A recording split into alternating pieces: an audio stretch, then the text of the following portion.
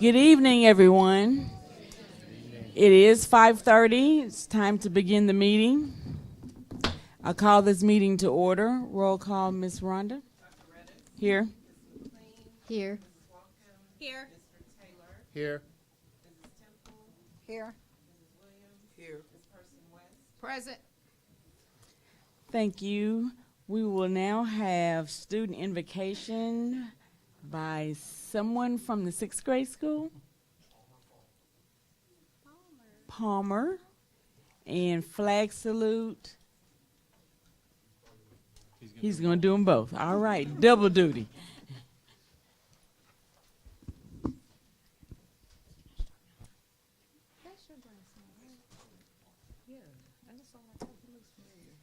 Dear God, thank you for bringing us together today. We are grateful for the North Little Rock School District students, teachers, families, and staff. Please give our board members the strength they need as they discuss the challenges and opportunities ahead. Let this meeting be filled with open minds and positive discussions. In your name we pray, amen. Amen. Good job, Palmer. Can everyone please stand for the Pledge of Allegiance?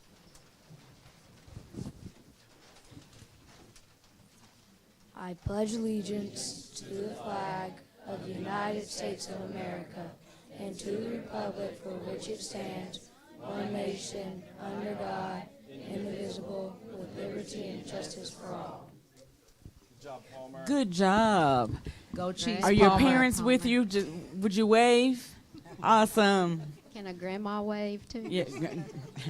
Hey, Palmer, go Chiefs. No, Palmer's a Steelers fan. Ms. Williams, if you would read the vision statement, please. You told me mission at first, but I too. Oh, I'm sorry. Our community, our schools, where your future begins. Thank you. The mission, Ms. McLean. The North Little Rock School District will prepare all students for their future by offering a well-rounded, rigorous, relevant, and innovative education that allows each child to achieve their full potential in a safe, supportive learning environment to be future ready. Thank you. In the moral statement, Mr. Taylor. As a community, our moral purpose is that all children will achieve. Have a high-quality teacher, have a high-quality leader, and a supportive learning environment. We will not allow an achievement gap in the North Little Rock School District. Thank you. The North Little Rock School District Graduate Profile, Organizational Core Values, and the 5-year strategic plan goals are posted for your review. Now we're down to the exciting part that I always like, which is recognition of people, events, and programs. Madam President, members of our Board of Education, I couldn't agree with you more, Dr. Redis, and I'd like to welcome Mr. Michael Clark, the proud principal of our 6th grade campus, who will introduce our scholars and what we're going to be in for tonight. So I will concur that statement. This is also an exciting time when our students get to come and present their work and tell us about what they have done. We have 6 of our advanced art students that are going to come and present their work, and I'm going to turn the floor over to Mr. Oscar Guajardo, who is our advanced art instructor, and he's going to give you just a little bit of information about the program before our students present. Thank you, sir. You know, I have to speak too, right? So, got to lead by example, right? Well, I just wanted to let you guys know this is my advanced art students, and the cool thing about this is they're with me all year. So, as the year progresses, so is their art. And the project that they're going to show you, one, it's one of the biggest pieces that they had to do. So, that was a really cool element to it. But also, they had to incorporate writing into the piece. So the project itself it's a self-portrait, but it also incorporates who they are as far as personalities and content. So it teaches them that the story and the content is just as important and speaking about it as the art itself. So I'm going to let them come up and present their artwork, and they can kind of tell you their name. And they wrote about it, and I'm going to show you guys what they did. Awesome. Okay. Who's up? Who's first? Yeah. Yeah.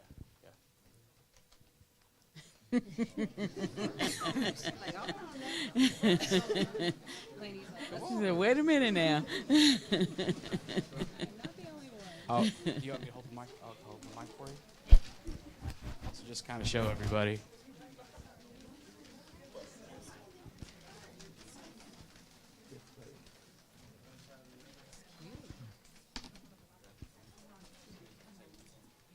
Good evening. My name is Jayla Logan, and this is my drawing. I drew myself in my bedroom sitting on my bed with my dog. I chose this moment because it was very special to me. It was my first time I met my dog, and she was just a baby. Her name was Sophia. She was a gray pit bull, and she had a blue collar. I wanted to remember specific details about her because this dog was very important to me. It was also my first time having a female dog. I've had 2 dogs before, but my first dog ever was a white puppy. Very little. In my drawing, I also included a poster in the background and a fan. I drew the fan because I had one in my room. I added the poster because I had drawn it when I was in 5th grade. I also drew a My Hero Academia doll because My Hero Academia was my favorite anime show to watch in elementary school. The doll was also a gift from a friend in elementary school. I included a piece of paper in my phone because I had homework and I was listening to music out loud on my phone. On my other side, I drew a book because I had to read and write a summary from my homework. My blanket is pink with Polly Pocket on it because my little sister gave it to me when I was younger. That's everything in my drawing. Thank you for your time.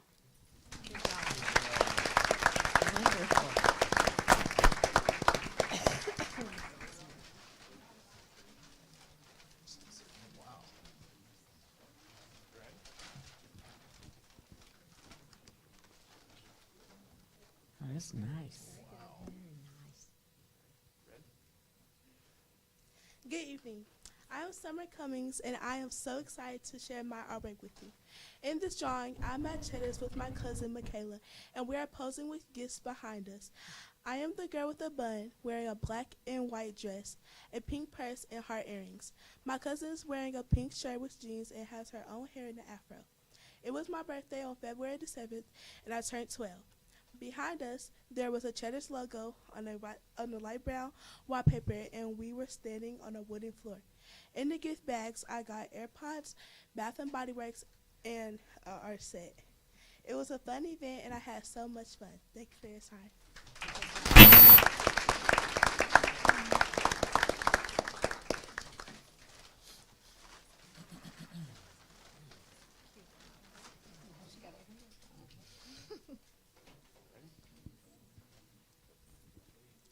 Good evening, I'm Kaylin Wilbur, and in my creation there are many things I enjoy. For example, the dollhouse reminds me of playing with my dolls when I was younger. Another example is me sitting on the couch watching Peppa Pig because I thought it was funny and fun to watch when I was little. The certificate for passing the 1st grade is on my wall, and I like having it there because it shows my hard work. I also hang my art on the wall because I like seeing my drawings and the effort I put into them. Lastly, the DVD player under the TV stands out the most because I love watching movies on it and seeing different things. Thank you for your time.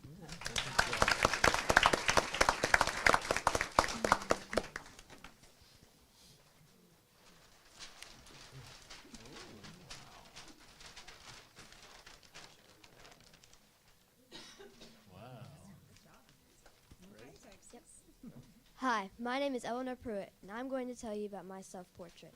In my self-portrait, it shows me at my desk reading a book. I show myself in this scene because I love to read and am constantly starting a new book. Behind me on the wall is a bulletin board with different logos and things tacked up that represent me as a person.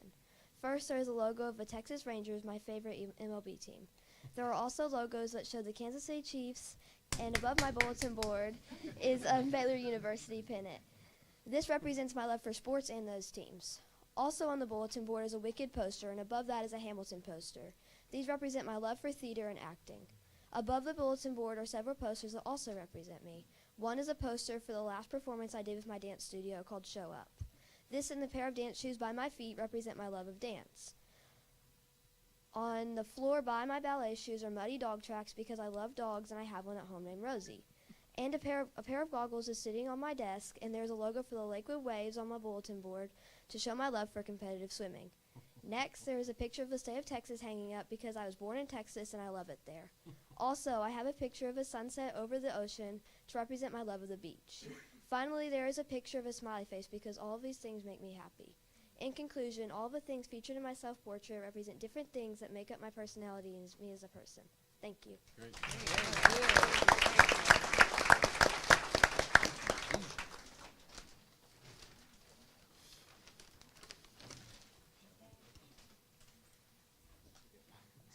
I would like to tell you about my self-portrait in this paragraph. First, there is a vanity in my room because I have loved doing makeup ever since I could pick up lipstick. The 13 the musical poster is in my drawing because I sang songs from it at my first audition. Maddox Baston is one of my favorite singers, and I am a very strong Christian in my faith. The rug from Act Art Jenna is in my portrait because that's where I take all of my acting classes with my friends, and it really means a lot. White Fox is my favorite clothing brand of all time because it's really comfy. I have NYU and Juilliard flags because that is where I hope to go to college one day. Finally, I'm holding a camera because I want to be an influencer when I get older. That is all about my self-portrait.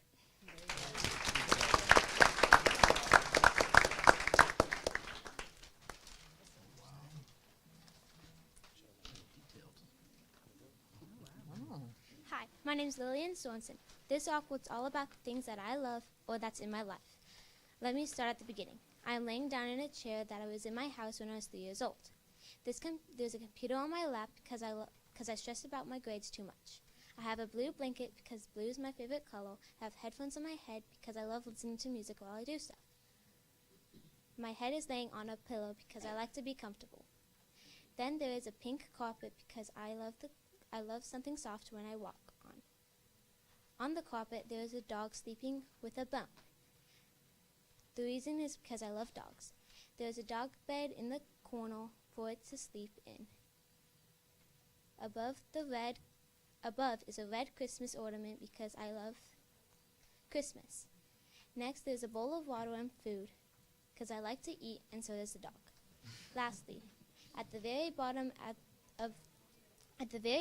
there is a shoe print because I like to run, and there is also animal tracks because I love animals. There's also a little red car because I like road trips, and that's my family car. It's a red van. In the background, there's a scary forest that is healthy, that has healthy trees because I like nature. In front of the forest, there's a Demogorgon from Stranger Things. The reason is because the Demogorgon is scary and different, and so I am. Yes, I am scary sometimes. I'm scary when my siblings take my stuff. Thank you for listening to me.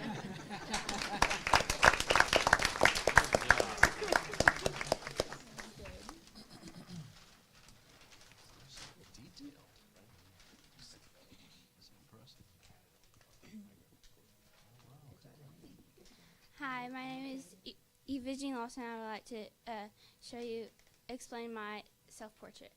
In the creation I made, there are many things I enjoy. For example, my Lainey Wilson poster. I drew this because I love Lainey Wilson. She is my favorite music artist. Another example is me sitting at my desk because I love, I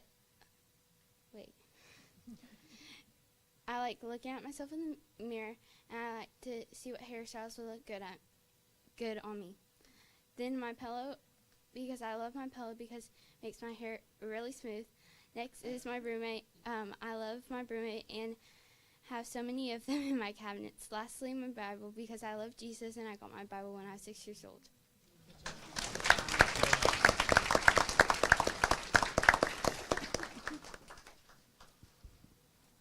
So as you can see, we've got a lot of great things going on at the sixth grade campus. We're so proud of our students. So if y'all will, if you can come back up with your artwork, we're going to take a picture. Great job. Mr. Clark, I was back there, I was waving at you when I came in. I was like, oh, there's Mr. Clark. Love it. Good job.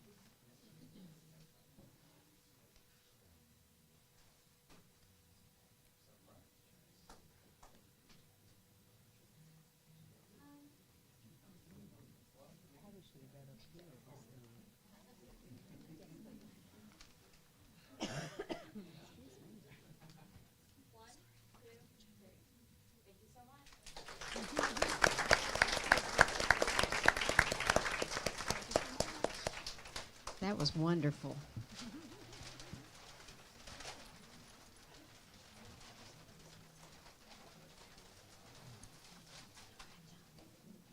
Now we're down to special recognition.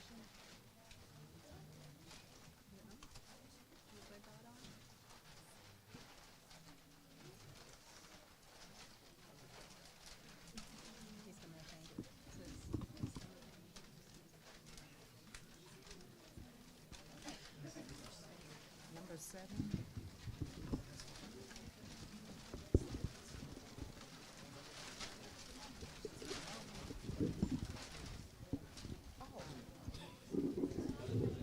I didn't know either.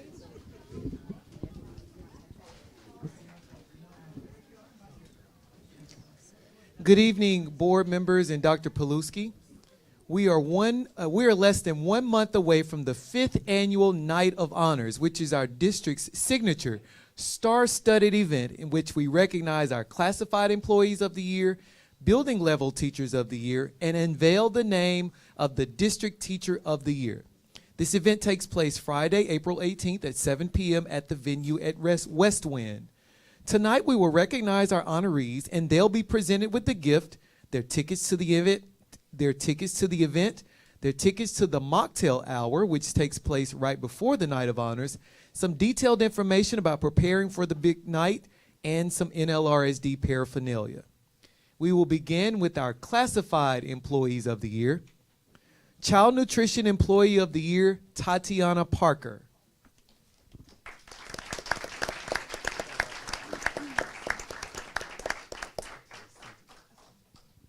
She's not here, okay. We'll move on. Maintenance, Operations, and Facilities Employee of the Year, Katrina Green.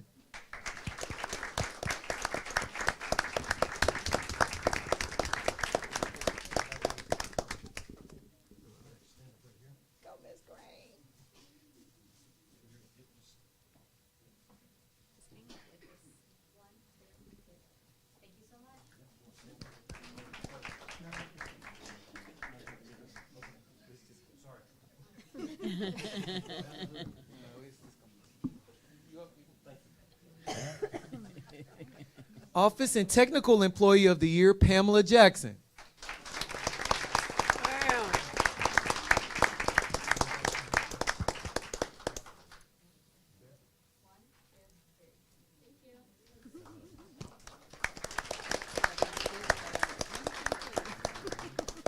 Paraprofessional of the Year, Cecilia Henderson.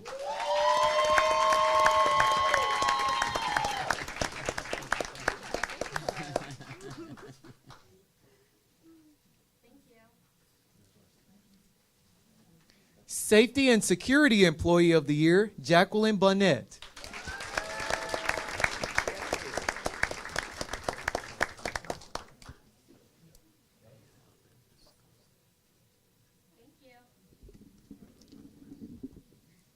Support Services Employee of the Year, Deanne Roach.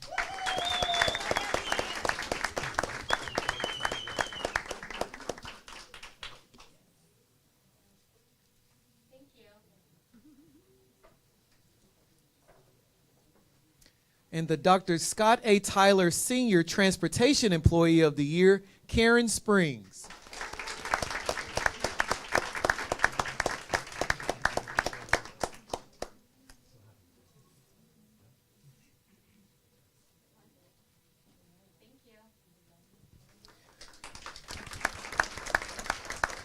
We will now recognize our building level teachers of the year. 12 of the 18 honorees completed the application process and interview required to advance to the next level, where they will be eligible to be named elementary level teacher of the year, secondary level teacher of the year, or ultimately NLRSD teacher of the year. In an effort to promote equity, the committee has combined the middle and high school teacher of the year awards into a single secondary level teacher of the year distinction, ensuring that all secondary educators are celebrated together for their outstanding contributions to student success.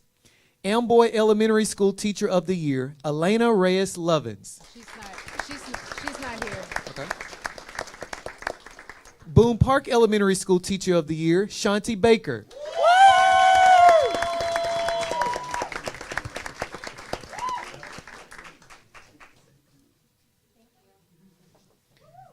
Crestwood Elementary School Teacher of the Year, Caitlin Northington.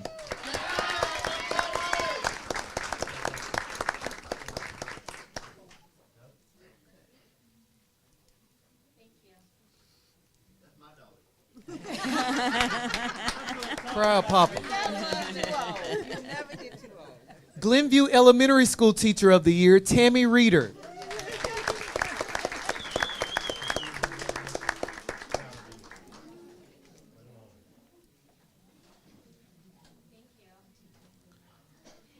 Indian Hills Elementary School Teacher of the Year, Maisha Jones.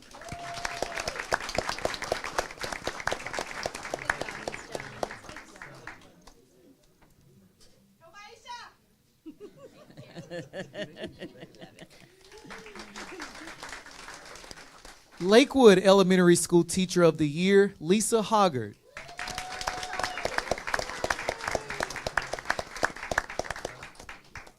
She got a picture?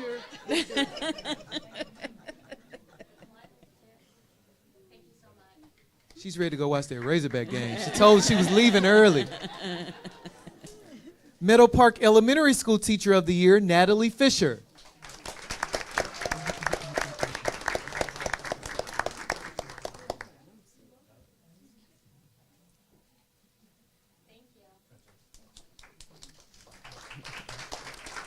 North Little Rock Academy Teacher of the Year, Nina Moffitt.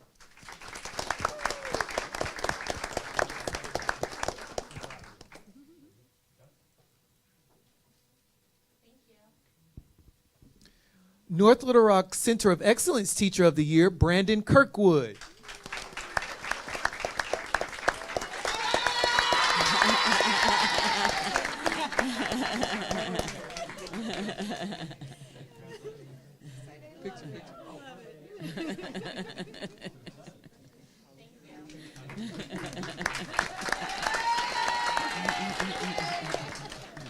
North Little Rock High School Teacher of the Year, Holly Friedman.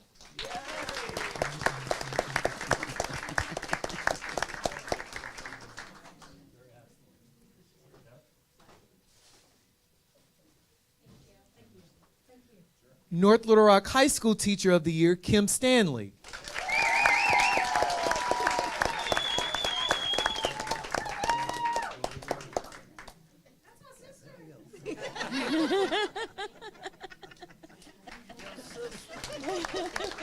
North Little Rock High School Teacher of the Year, Tracy Walker.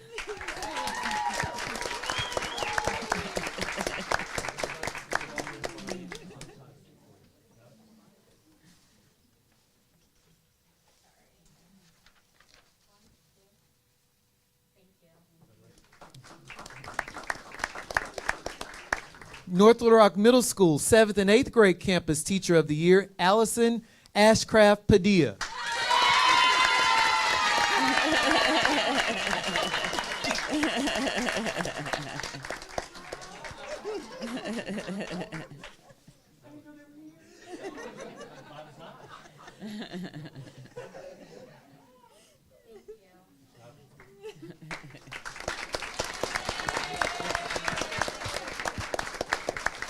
North Little Rock Middle School 7th and 8th grade Teacher of the Year, Vincent Bryant.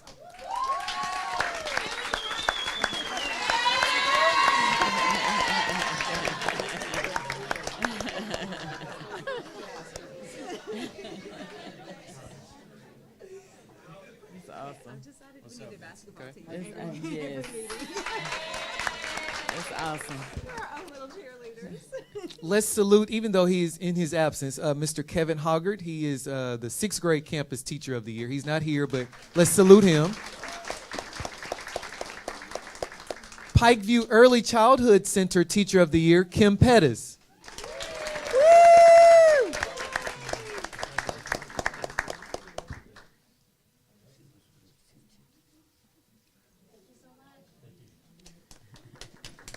In his absence, we'll recognize the Ridge Road Elementary School Teacher of the Year, Mr. View Lee.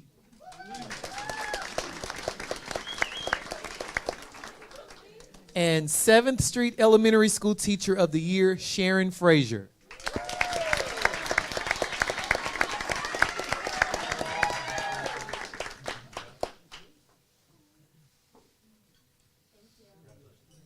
Congratulations to all of our honorees.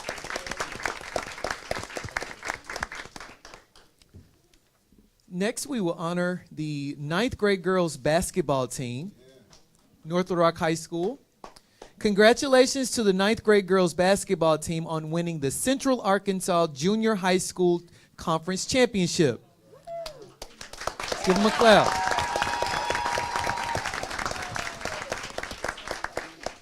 They defeated Lake Hamilton to win the title. These ladies had a phenomenal season, finishing first in the conference, and they ended the season with 25 wins and only 1 loss. All right.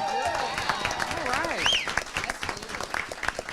We are incredibly proud of them and know that their future is extremely bright, and we thank their coaches, families, and fans for cheering this team on throughout the season. So we ask all of the team, their coaches, and we'll also have an office member from the Student Academic Development and Academic Engagement, I got it right, office, to come up and let's take a picture.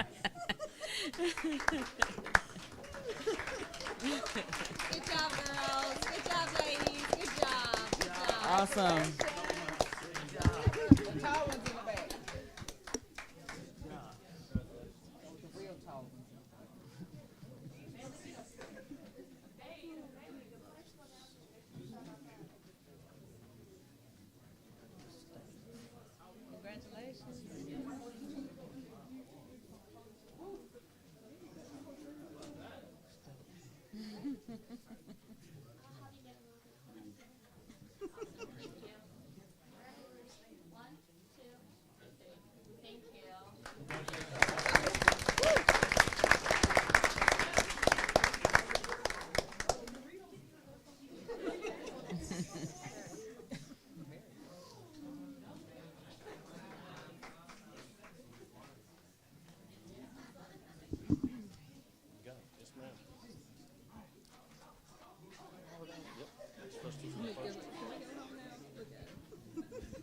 All righty, good evening. North Little Rock School District honors, supports, and loves our parents. Many are rooted in this district, and supporting is a ministry, not a job. The Office of Parent Engagement is double excited to acknowledge our March 2025 Parent North Star, supporting teachers achieving results. Our honoree was nominated for the parent engagement by the Parent Engagement Professional, known as a PEP, from the North Little Rock High School, Lanisha Hughes, and vetted by our high school principal, Dr. Nadia St. Louis. Our honoree is a single father of 2 twin boys. At the high school, he is very active in their academic needs and has been easy to work with. He works with counselors, the teachers, to ensure that their academic success is on track. Our honoree works a crazy schedule with the railroad, but he ensures that his son's medical and academic needs are always being met. He is present in all caps and a joy to work with at the high school. He engages with his students, counselors, teachers, and assistant principals to ensure academic progress. He asks questions of the team to make sure that he understands what is next and the next steps to help his sons. We are thankful to have a parent like Mr. Bonner, our March 25 Parent Engagement Star Award for North Little Rock High School. North Little Rock School Board, community, and staff, join me in saluting our March 2025 Parent North Star, Mr. Ep Bonner, the father of twins, Devin and David.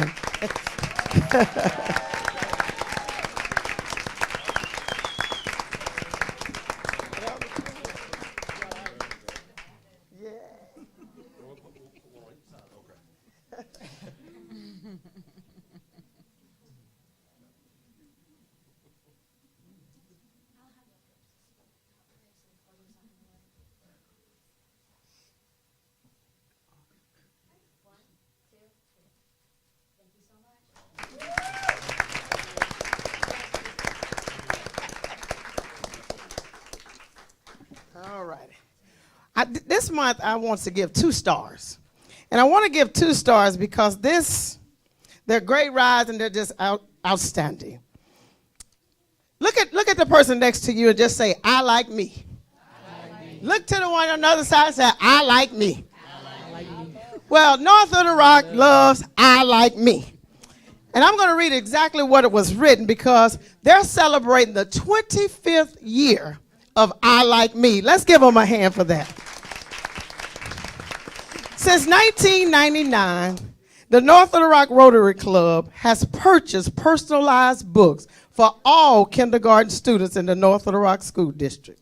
The book is titled I Like Me. And the book themes are developing self-esteem and togetherness through participation at school and interaction with family and community. Each book is personalized for the student with their name, the names of 2 friends, and some of y'all know you only have 1 friend, the teacher, the principal, the school name. The books are delivered to the students on a morning, usually in December. This marks the 25th kindergarten class to receive books. During that time, they've handed out over 15,000 books.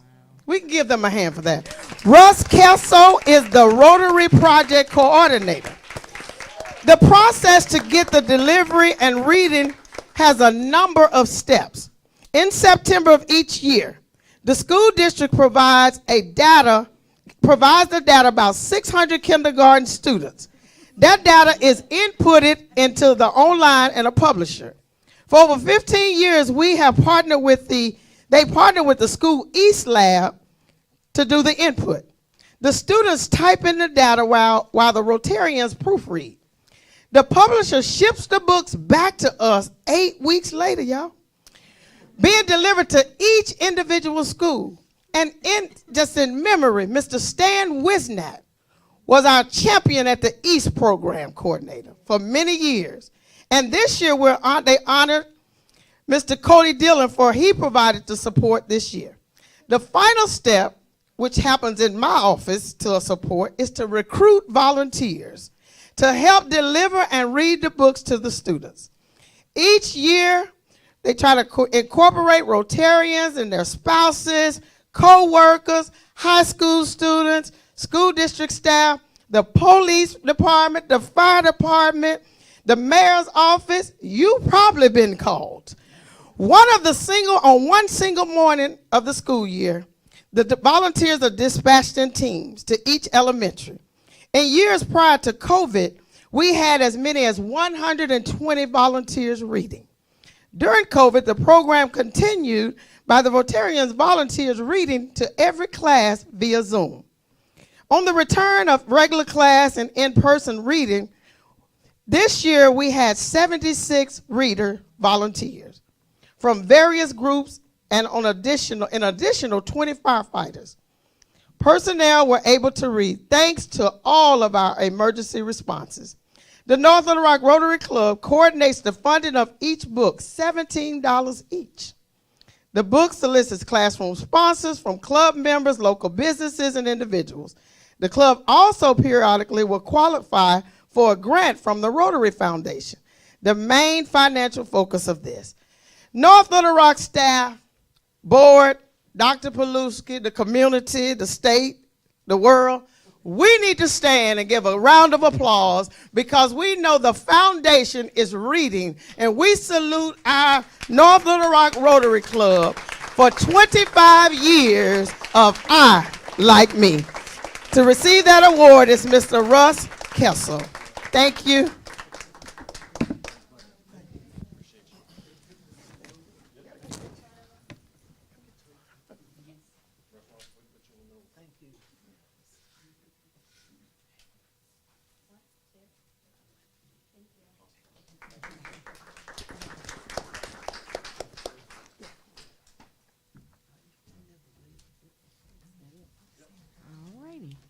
We're down to 11.1, executive closed session per North Little Rock School District Policy 1.14A, stating that private or closed discussions by the board may occur as part of a regular or special board meeting. Executive sessions may be held only for the purpose of considering employment, appointment, promotion, demotion, disciplining, or resignation of an employee, or to discuss matters of pupil punishment if requested by the parent or legal guardian. No resolution, agreement, or motion considered in the executive session shall be legally binding unless the board reconvenes in public session and presents the item for vote of the membership. In addition to the persons permitted to be present at an executive session under the Freedom of Information Act of 1967, 25-19-101, the attorney of the school district may be present at an executive session of the board of directors. Finally, Arkansas Code Title 25, Chapter 19, Section 106, 2C1 states, the specific purpose of the executive session shall be announced in public before going into executive session. Please join me in the executive closed session for discussing the following matters: employment, appointment, promotion, demotion, disciplining, or resignation of an employee.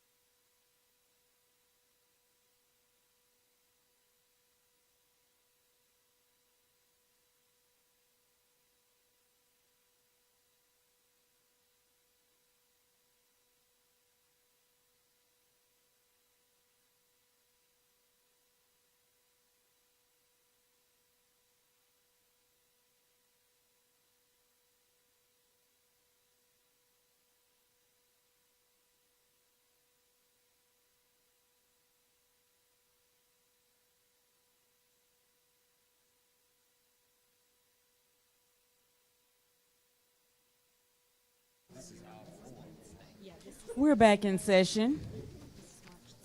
We are down to public comments.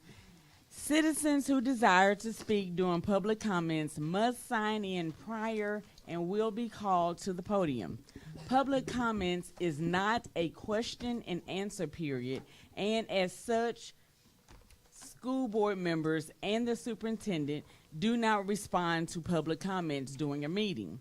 Further, citizens will have no more than 3 minutes to speak, and per Arkansas Code 613-619, will not be allowed to make comments that shall prejudice the board of directors concerning student or personnel matters that could come before the board for disciplinary or employment considerations, or that is in conflict with other district policies or laws.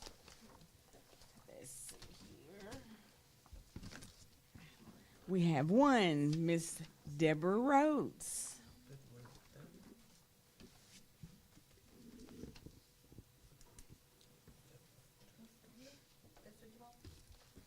Yes, ma'am.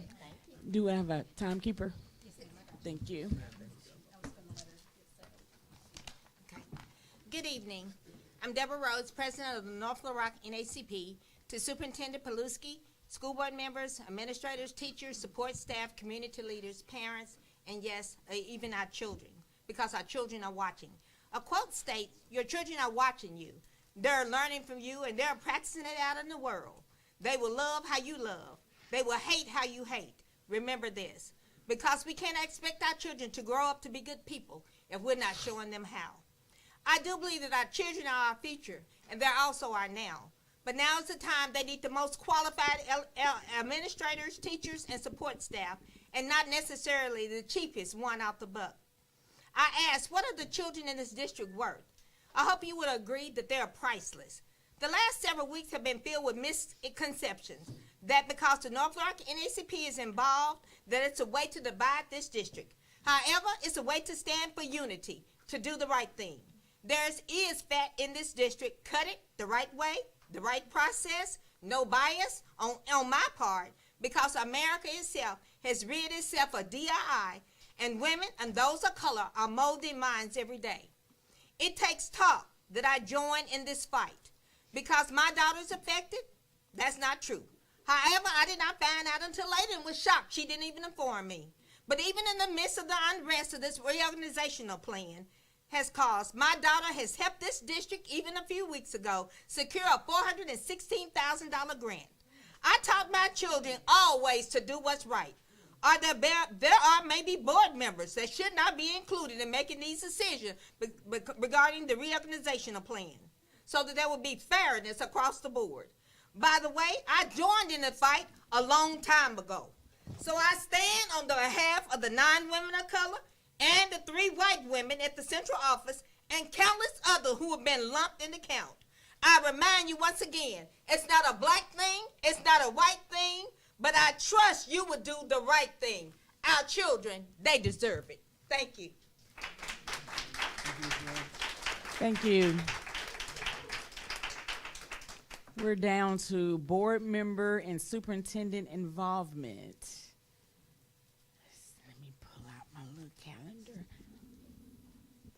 We'll start on to my left, Mr. Taylor. Keep forgetting that they're going to start with me.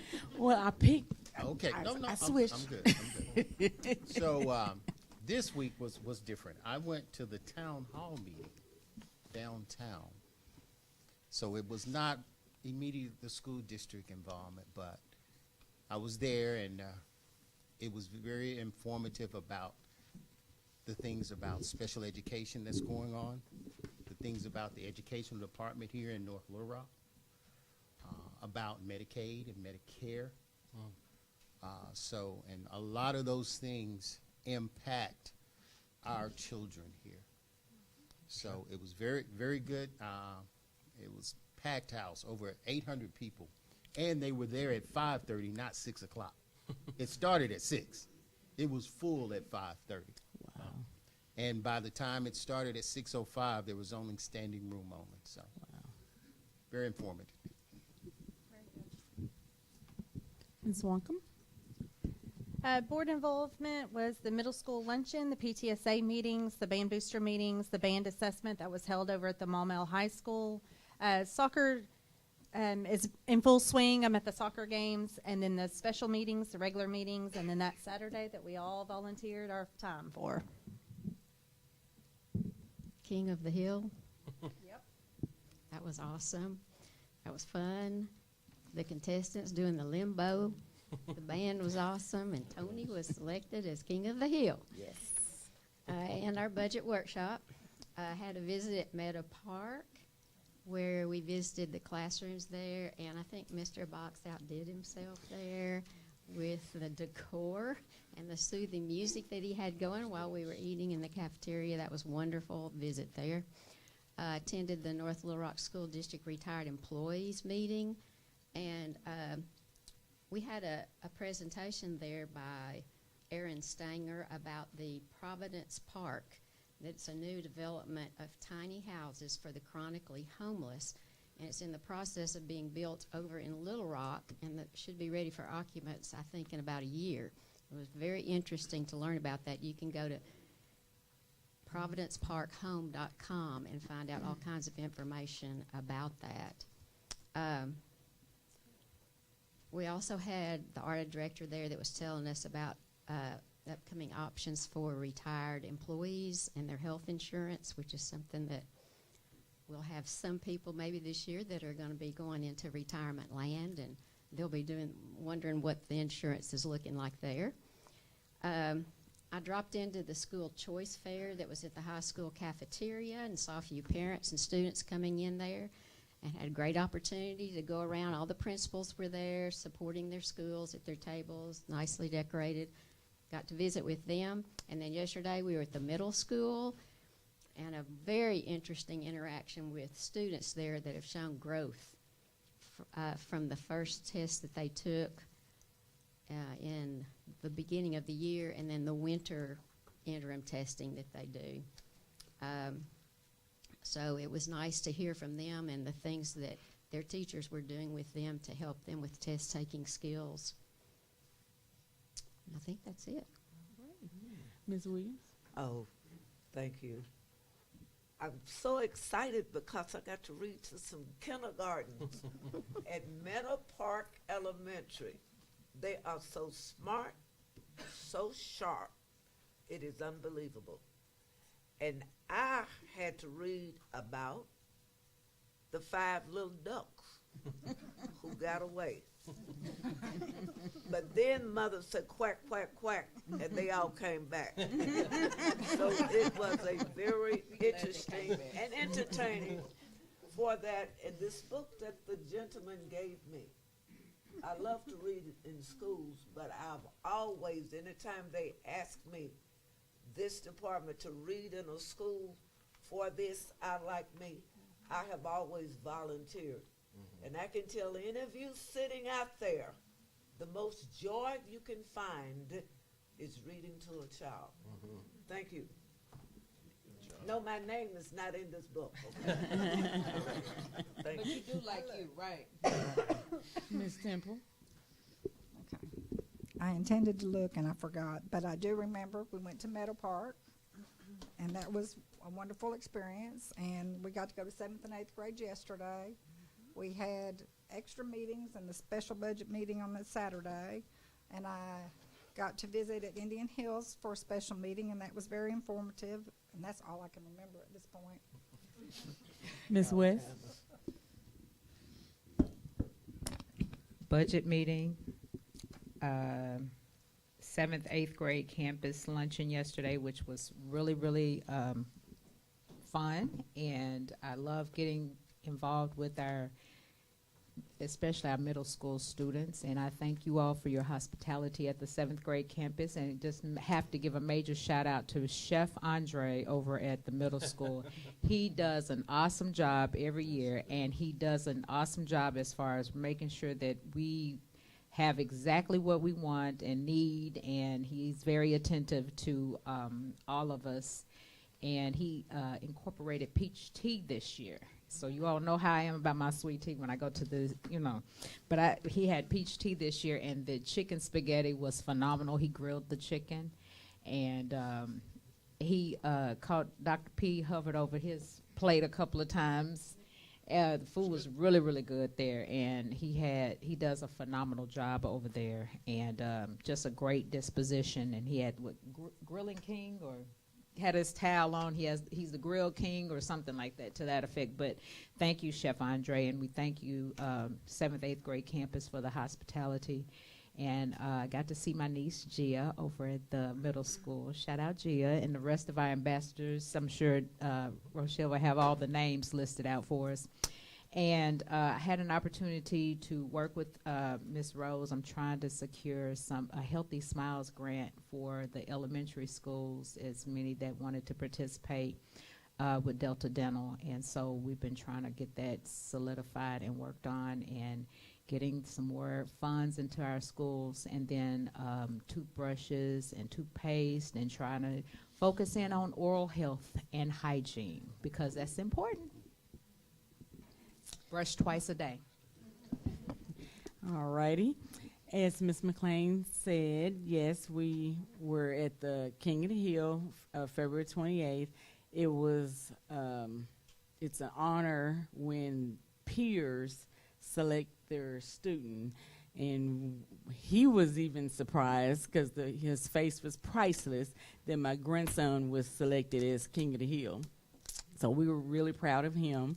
March the 5th, we went to Middle Park Luncheon, where the guys with ties and the girls with pearls. Middle Park never fails us at lunch. It was awesome. It was phenomenal. We had Infinity, Journey, Madison, Jackson, Tristan, and Jaden as our ambassadors. On March 14th, I too had the opportunity to read for Middle Park's Read Across America, and listen to Miss Williams sing Happy Birthday 3 times, because she had 3 different students that said that they had a birthday, and she sang to them. Then we had the middle school luncheon on yesterday, where our ambassadors was Brazil, Lily, Jimmy, Isaac, and Ava. That's it.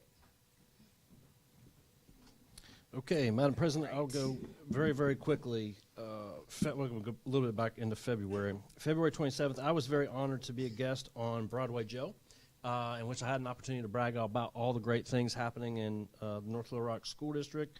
Of course, we had King of the Hill. Also, something that we're going to be bringing to the board shortly is we were approached by the International Football Association, and they are interested in starting a league that is kind of a feeder pattern into the NFL, and they have an interest in, the Arkansas Storm has an interest in our football stadium and using our facilities. So just to reach out to Coach Ballon and Coach Bolding. We'll bring that to you. Obviously, any kind of an agreement would have to be, but I think that's pretty exciting that they wanted to make North Little Rock their home. Our superintendent's advisor on February 28th, we talked about our Meadow Park luncheon, which was awesome. We've had special board meetings, budget meetings. I attended the FYI luncheon, not only to speak about the millage, but Lions College, remember, is a partnership with 7th Street as it relates to the veterinary program. Mentioned that I Like Me. I was also at Meadow Park as well. I do want to recognize Mr. Jacob Smith and Miss Kathy Hale, who represented me, who I could not be there at the state board meeting, in which our waiver got accepted. So that's a good news that by using those days, we're able to get out on time. So I thank them for their leadership of supporting me. Our superintendent's advisory on March 14th. It's always fascinating to me when you get a chance to sit down with 10 students.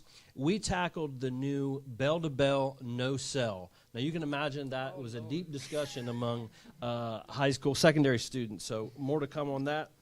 Our luncheon, and then I've been down and visiting at 7th Street, and we're getting ready. We're in the process of getting their new sign for the NLR6 Academy, so that will take place. So lots happening, a lot of positive. That's all I have, Madam President. All righty. Is there a legislative update? There is not at this time, Madam. All righty, CPPC Classified Personnel Policy Committee report.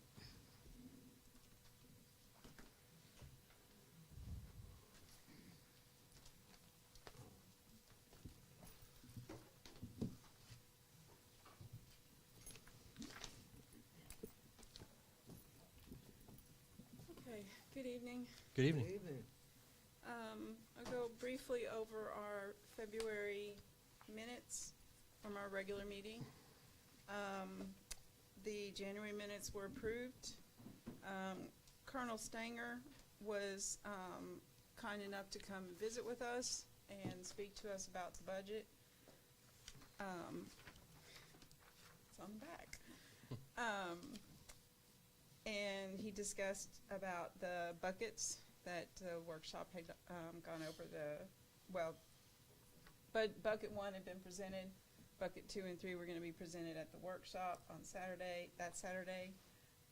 Discussed about the $5.1 million deficit, where it came from, and the need for a possible additional $4 million to get the district in a healthy status and allow for salary and schedule changes possible. The budget cuts, he said, from the third bucket would probably be considered at the beginning of next year, but would not become in effect the beginning of next school year. There was no course of action taken, and there are no recommendations we have to the board from that conversation. We discussed a modified transportation schedule salary due to some of the drivers do not have a CDL. Some of our transportation vehicles do not require a CDL to drive. And so we approved a new salary schedule. There's a salary range for non-CDL drivers, and then the regular salary range for the CDL drivers. That hasn't changed. We went over, I've gained emails from Mr. Rucker for the different classified staff in each school department, things like that, so we have better communication with our members. We discussed the food service. Our food services representative resigned. He left the district. We discussed about filling that position, and it was voted that we're going to wait till the beginning of next year since it's so late in this year. We talked about the calendar, which Dr. Paluski just informed that the adjusted calendar, the minute calendar, had been approved. At that time, we didn't know it, but we had approved putting in a waiver request. Yes, ma'am. And that was all we did at that meeting. Any questions? Okay. Madam Chair? Yes, ma'am. Yes, ma'am. You say the food person. I'm sorry. The food service department, that person resigned, right? Yeah, he left the district. Okay. So this is March, April, May. Mhm. So you want, and you said you're going to be working on a budget. So when you're going to be working on the budget, all I'm saying, if you're going to start doing some business, you still need that a person to be a part of the process. That's what I'm saying. The issue with we've had with other positions is it's been very hard to find someone to volunteer to be on the committee, and with only 2 months left, and when you say we're going to be working on the budget, as of right now, we're doing the reorganization plan. I don't know how much work is going to be done on the budget the rest of this year. Okay. So you're good. I just wanted to say that in that you have all these other people represented. If you're going to start something new, somebody from that department should be represented so they can have a what? Voice. Well, That's what we all I'm do saying. have is one of our Ms. Dennis. administrative members is Ms. Dennis, the child nutrition director. So she fills that position as far as a voice for child nutrition and food services. She's sitting in because she can't be a representative for the body, for your group, okay? But she is the ability to provide, and she votes as part of the I committee. know what she does, but what I was saying, in that she's an administrator, she's supposed to be there. So only thing that I was requesting is just one person from that group to be represented, okay? I understand. Okay, thank Thank you, and you. I understand. I appreciate it. Thank I you. appreciate you for all your hard work.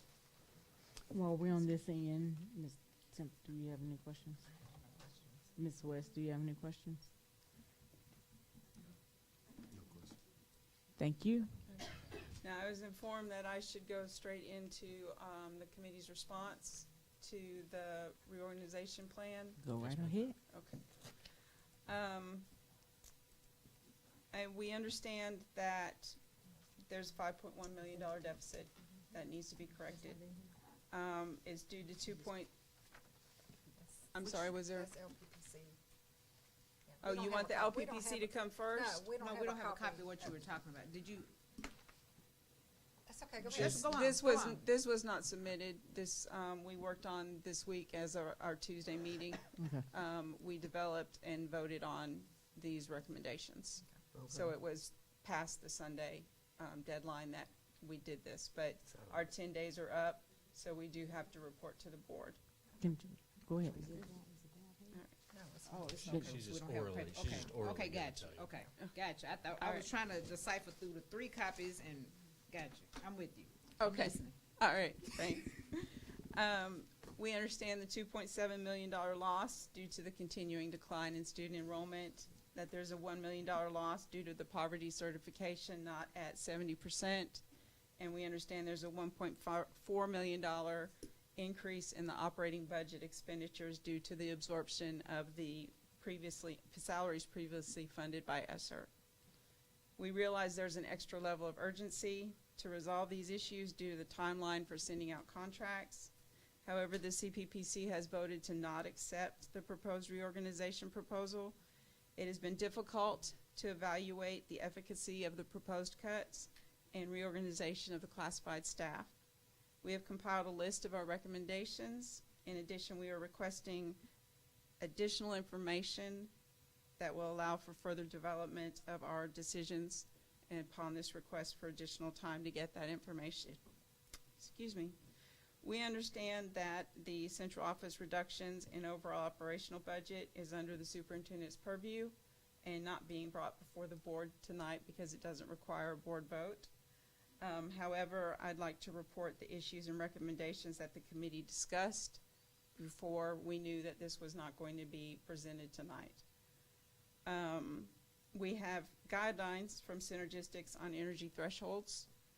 We were wondering, could that be replicated for an internal procedure in the maintenance department, like the HVAC professionals? It could be absorbed versus continuing to outsource. Now, we understand that we just recently signed a contract with them, but we just wanted to recommend that in 2027, that renewal of that contract with Synergistics be reviewed. I know that's in the future, but that was one of the things that was included in our discussions.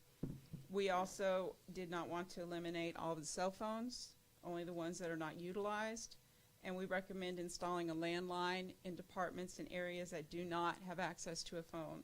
For example, there is no phone line in the transportation shed at this time.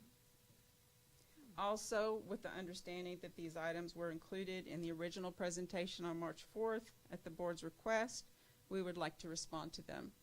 Now, we understand that this is not part of the reorganization. We just wanted to respond to it because the board had asked to see it in the plan.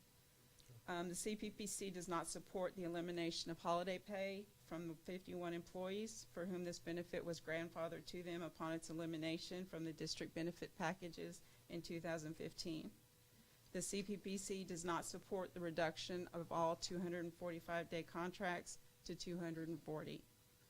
Recently, Dr. Plousky proposed a reduction from 245-day contracts to 240 days for upper-level executives only, director and above. We were told that there was a list of 14 positions that had been proposed that would save $42,895.59. We have not seen that list. And so the CPPC does not support this due to incomplete information. Now, we understand that this is being brought again before the board by Dr. Paluski tonight for board approval. The reductions in vacant positions and or eliminated positions. I want to stop at this point because I've been going on rather quickly. I wanted to ask, is there any questions up to this point before I move into what's being brought to the board for a vote? A vote tonight. Nope. No. Okay. No, because I had to have some in front of me. Okay. Go ahead. Go on. Okay. As far as the reductions in vacant positions or eliminated positions, the custodial and maintenance eliminations we feel need to be postponed due to the newly hired Director of Maintenance and Facilities for him to have time to observe these operations and be able to better estimate what his needs are. So the CPPC does not approve a reduction in these positions at this time. Information on what will replace the educational value and time of the STEAM labs is needed. CPPC does not approve a reduction in these positions at this time. As far as the Central Office Administration School Network Support Reorganization Plan proposal, the $1.7 million in savings, the committee requests job descriptions and salary schedules needed for the network wraparound service specialist and the coordinator of school network wraparound services so that the committee can better evaluate the reorganization of the PEPs, the human social workers, the coordinator of parental engagement, and the homeless liaison. We request that the coordinator of parental engagement, the PEPs, and human service workers have the opportunity to propose a self-developed framework, whether in lieu of or in addition to the Bright Futures that Dr. Paluski proposed in his plan. Due to concern over the volume of work responsibilities and the amount of compliance issues that would be assigned to the coordinator of school network wraparound services, a recommendation is made to not eliminate the coordinator of school health position. Two of the essential functions that are listed in the job description for the coordinator of school health are facilitate the planning, development, and implementation of coordinated school health activities with the Wellness Committee while ensuring compliance with state and federal guidelines, the Arkansas Department of Education standards, and guidelines set by funding providers when appropriate.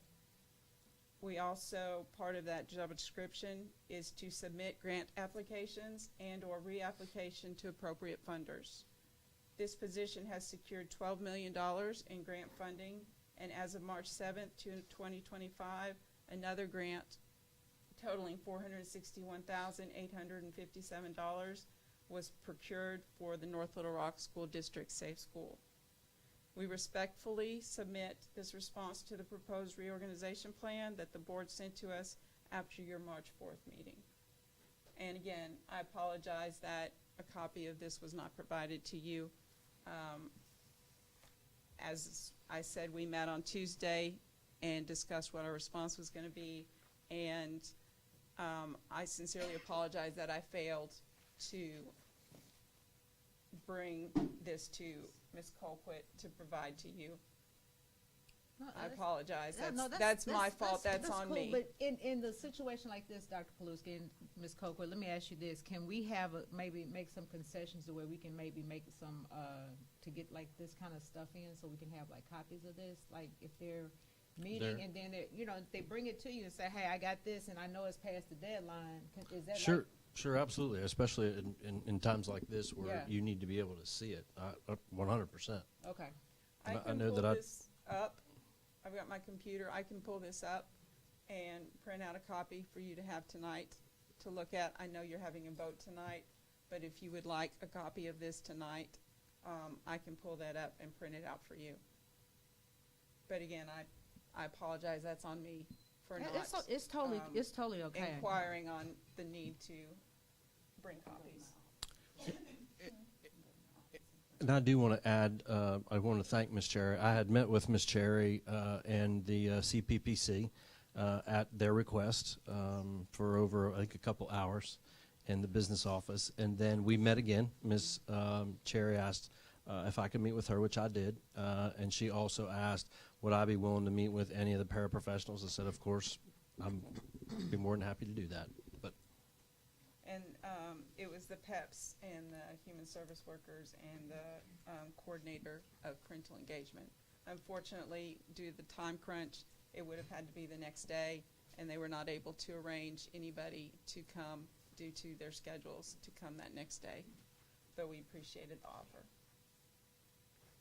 Thank you so much for your hard work. I still would like me personally would like a copy simply because even if this passes, we still need to find $4 million. Yeah.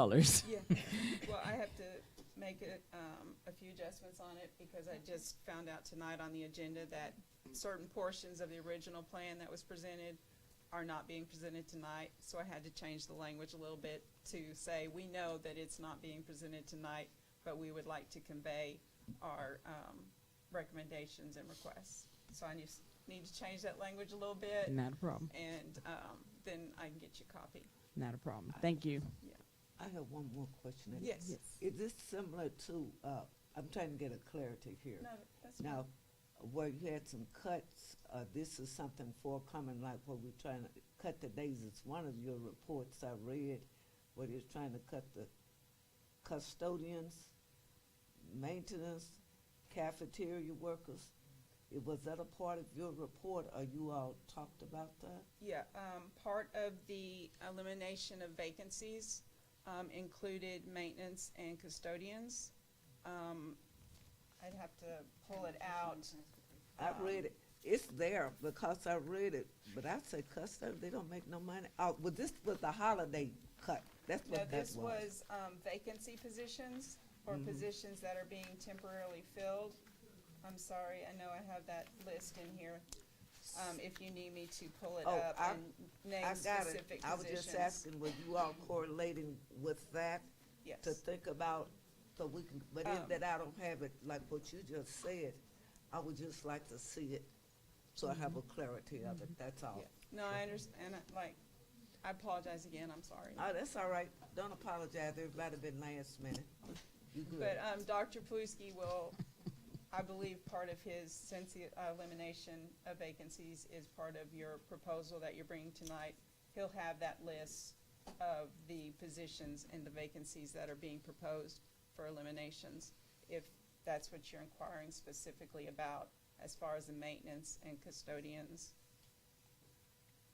and the STEAM lab facilitators. Yeah, okay, I just saw it here, but I'd wait on his report, but I read it.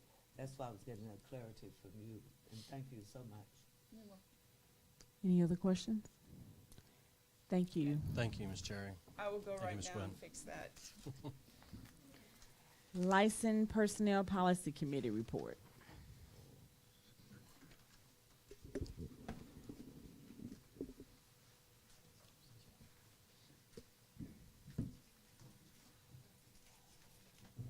Good evening, Madam President, Good evening. Dr. Paluski, and members of the board. Someone else.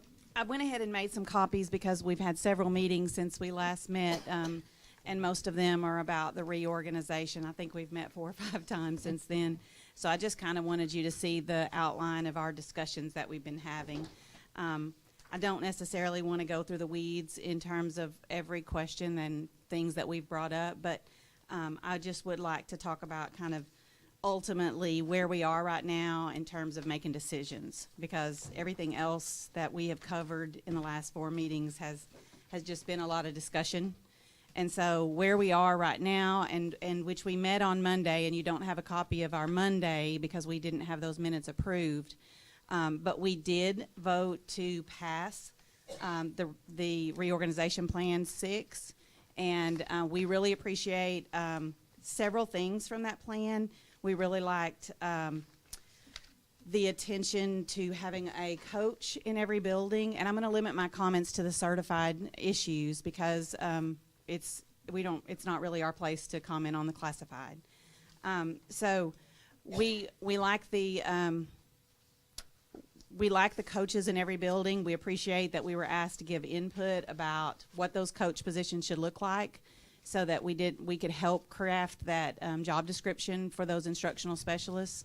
And so we did that. We've had our coaches at both an elementary and a secondary level give us input on what they would like to see that coach position look like. So that was a really good one. We so appreciated that our insurance benefits were not touched as part of this process, that building level folks in the certified area were not touched, that there was no money lost from that for people that work with kids every day. We appreciate that, and the attention to looking for things and the sacrifice of the executive team taking 5 days off their contract, things like that that give us faith that you're willing to make those cuts as well. That really helps morale, I think. What were some other pieces, remind me, that we discussed that we really like, because that's on our last minutes. We liked having the, go ahead. Yeah, no, I started. We do appreciate the wraparound services to come in every building, and so we like that, even though our input's not really a whole lot for that, but we like that we'll have somebody in our buildings helping with those issues that will really help all our teams with Tier 3 needs especially. So when it came down to it, the only real suggestion that we have in terms of something that we would like to see adjusted was an overall feeling that the Network A and the Network B structures are not really something that we've seen a model of, and so we don't know what evidence there is to support one assistant superintendent taking over an entire K through 12 type of supervisory capacity. The reality is you're going to get a person who either has a lot of experience in secondary or a lot of experience in elementary, and whatever schools they have will get shafted on the area where they don't have a lot of experience. And so it's not really fair, because there's so many rules and regulations and laws that come to each grade level, from pre-K to kindergarten. There's so many things you have to know that it's really tough for somebody to be an expert on everything you need to know from pre-K through 12. So we do feel like you're maybe setting somebody up for failure to put them in that kind of role. We do like the elementary and the secondary level in terms of just making, and we know that the numbers aren't as fair in terms of the number of schools, and we understand why you would make that decision about trying to spread out the love between the number of schools. That is a lot. But from the people that I've spoken to, the directors I've spoken to, if asked what they would prefer, a smaller number of schools or just to be able to focus on an area that they have experience in, they've all said that they would prefer to just have that limited number of grade levels as opposed to X number of schools. So that's really our input on that. And we just said, please consider this when you make your decisions. It's not a hill we're going to die on, so you guys do what you have to do, but that's our 2 cents. Any questions? This in? Any questions? Miss Sarah. Yes, ma'am. Thank you for all your research. You've done a phenomenal job on your two, and I really appreciate that. And this one report where you had back here, I was looking for this one right here, the one that we had, like you say, since this is listed administrative positions, I'll show it to you, Miss Sarah. Sure. This one right here. I got it in color. Oh, okay. Yeah, I don't have it on okay. here. Mm-hmm. Okay. You run it off and you compare it about, the schools. That's what we do in order to find out how far we are behind. Sure. But I was just asking you, we are comparing North Rock District with that are not similar in size to us. We just 7,000, the rest are 9, 10, 11. And all the districts on the chart are several thousand students larger than we are and having a millage rate smaller. We do not know if they follow the state or staff guidelines or how many days they work. So can we say that this is truly a good comparison? I mean, that's a great question. When you look at the top school districts, and I pulled off the data. We have a student data center that the state provides. When you look at the top districts in the state, there's about 15 or so and what I did was I tried to pull 10 that were right at our level. And so we took Bryant, Cabot, or Conway, those kind of things, not only because they were near us, but because they literally, there's no one else that truly has that number, that magic number of 7,000. So like we just tried to look at overall what's fairly close. We couldn't, I don't feel like it's a fair comparison to compare us to Little Rock because they have 20,000 students. Right. And so of course your admin's going to look different in a capacity of 20,000 versus, et cetera. That's why I was saying I Sure. didn't think it was really good. It's the best we've got. It's the closest we've got. And it's Yeah. all good Yeah. because we have to always compare Sure. to know where we're found. Sure, and it's not like we expect you guys to say, oh, we're going to be exactly like them. No, not at all. Like, it just gives you some idea of how other people are doing things. That's all. Okay, I know. Yeah. And you did good. Research. Hey, and I saw something about a 5-year plan that Jacob's going to have about your stipends. Mm-hmm. What is that? Going to take 5 years to do that? That's what we understand. I just questioned. No, we discussed implementing it over 5 years, a little bit each year for 5 years until it was fully implemented. Okay. What was remind us again, Ms. Summerhouse, year one, I forget the number, 65,000, 60, something like that? In year one of your long-term plan of... of the 5-year plan? Right. I'd be misspeaking. thought I haven't looked at it in a little bit. 60,000 in my head, I thought, Yeah. to get started on that. I remember that the non-athletic stipends were something like, they were under 100,000, maybe 60, 80,000, and then the athletic stipends were somewhere around 500,000. So it was right at a 600, between 600,000 and 700,000 total to get there. So if we just divided that by 5, Sure. I'm guessing that would be above 125, 150 per year. My something like last that. question. You all had asked for the past year about the salary schedule, and it's supposed to be done before spring break. Has it been done?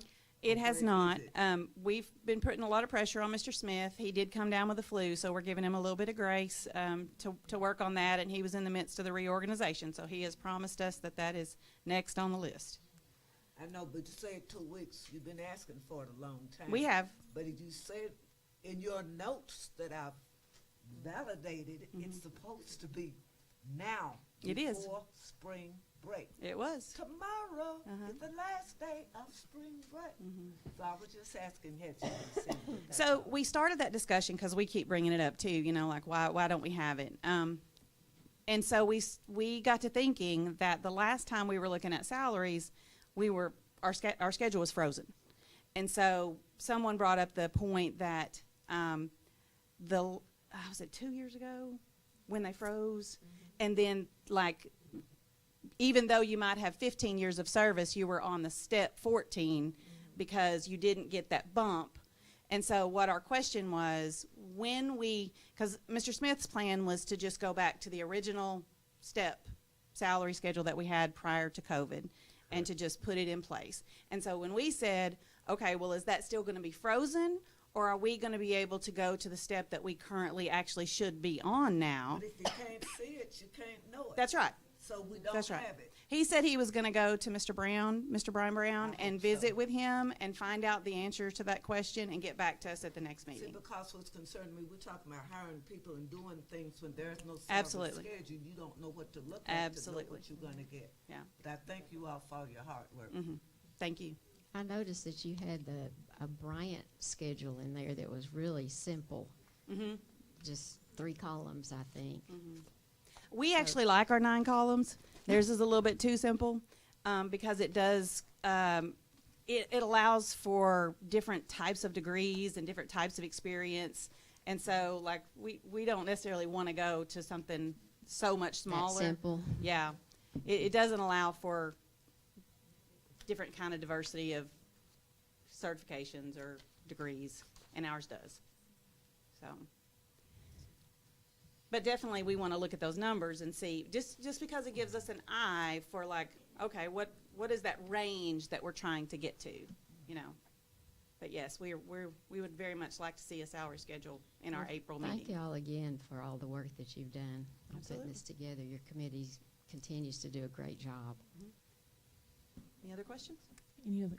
No question. Do we owe you any money for printing off these copies? No. Okay, appreciate you. Thanks. You know, we charge now for copies, so. Thank you. So far, we Thank haven't you. felt the brunt of that. Okay, very good. Thank y'all. Next time we hear from you, talk about some raises. Sorry. Nothing. Oh. We're down to information items. 16.1 Energy Program Update and 2024 Energy Star Recognition Presentation. And we'll welcome Mr. Brown, who's going to introduce our guests.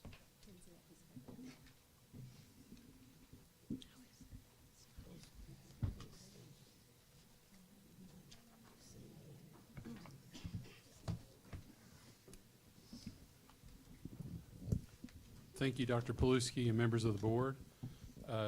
I'll introduce synergistic staff that we have with us this evening. We have Ms. Carrie Dubose. She's Regional Vice President for Client Services. Mr. Jesse Coulter, he's Client Manager. And Robert Glover is, I'm sorry. I have a hunting buddy that's Robert Givings, so sorry about that. Robert Glover. He's North Little Rock School District Energy Specialist. We're going to cover a program overview of the energy program update quickly for you, and then we have some recognitions, Energy Star recognitions that'll be presented tonight. So I'll turn it over to Mr. Glover. Good afternoon, Madam President, Dr. Paluski, and board members. Tonight we have the energy program update and Energy Star certification. It's going to cover the October 2018 through December 24. Excuse me. Building audits completed so far are 7,975 total audits. That's an average of 25 audits per week. 6,000 of those were unoccupied and 1,900 were occupied. The energy use trend and unit cost analysis. The energy use reduction is down 38%.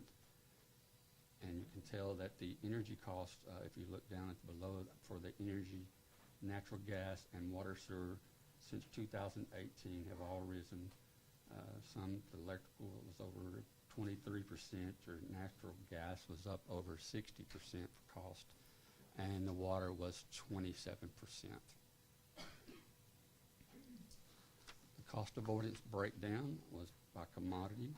We had the electricity. The usage was 26 million kWh.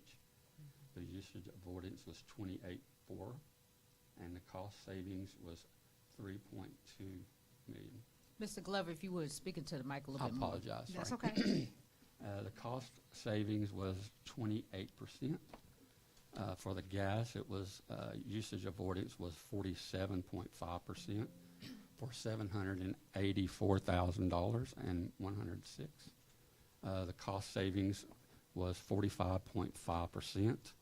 The water and sewage usage avoidance was 17.4%. And the cost savings was $173,998, and the cost savings percentage was 17.3.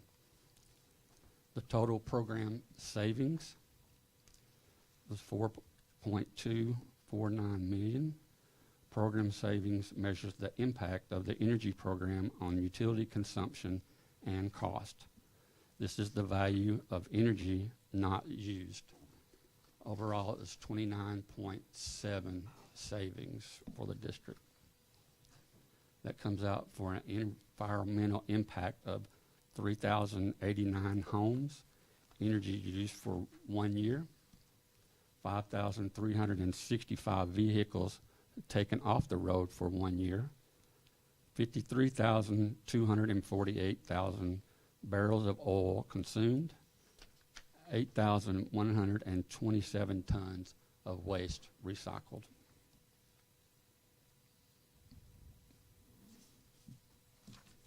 Good evening. Can you hear me? Okay. Yes, ma'am. Good evening, Dr. Paluski, Madam President, and members of the board. I'm Carrie DeBose from Synergistic, and we are honored to be here tonight to recognize some of your school buildings that are getting Energy Star certification. So just to give you a quick background, Energy Star is a program run by the EPA and the U.S. Department of Energy. And what Synergistic does is we come in and do the measuring and the application and file it away with the EPA. And then once the EPA reviews it, then we come back to deliver those buildings with the certification. So we're just kind of the middleman on that. We're not giving the award, but it's coming straight from the EPA. So just so you know, on average, Energy Star certified buildings are using 35% less energy, and they are causing 35% fewer greenhouse gas emissions, and they are less expensive to operate. So for a building to receive the certification, it has to be performing in the top 25% nationwide. So that means those schools are being compared to other schools that are similar in type of building and age of building, and they have to be in the top 25%. They also have to meet a very strict standard of guidelines on ventilation that are set forth by the EPA. And so tonight we are really excited to recognize 12 schools, and Robert is going to call those schools out and then talk about what their score was on their rating for Energy Star. So Robert? Thank you. Amboy Elementary School, this property, 1 out of 100 Energy Star score was 91, meaning that it was 91% similar properties nationwide. It means it was more efficient than those properties compared. Boone Park Elementary School scored a 91%. Crestwood Elementary School scored a 87%. Glenview Elementary School scored 87%. Indian Hills Elementary School scored a 92%. Lakewood Elementary School scored 89%. Meadow Park Elementary scored 89%. Ridge Road Elementary scored a 86%. 7th Street Elementary scored 97%. North Little Rock Academy scored 95%. North Little Rock Middle School scored 86%. And your North Little Rock High School scored 97%. Out of the nation, those are your buildings. What was the middle school again? I'm sorry. The middle school was a 86. 86, and then 97 was the high school. Yes, ma'am, 97. That's great. Awesome. Congratulations. That's great. We would like to give a plaque to each one of the board members, and if you all would like to come down so we can give you your plaque. Yeah. And thank you again for all the hard work and the effort from Robert, the energy specialist, and the students and the staff, and thank you for the support from Superintendent Paluski and the board. Thank you. Thank you. And for Brian Brown. And Brian.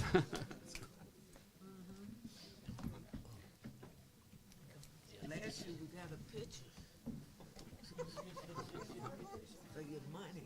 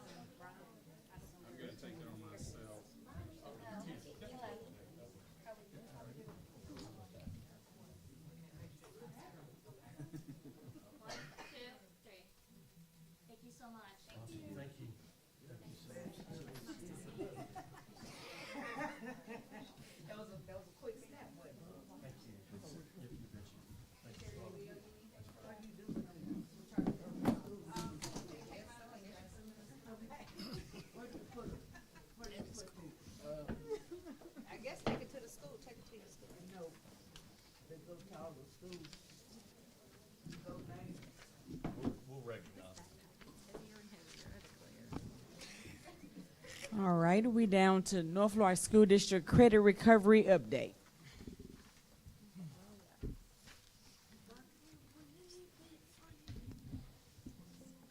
Welcome, Dr. Reynolds. Good evening to our school board and Dr. Paluski. Thank you all for giving me the opportunity to give you an update on our credit recovery programs.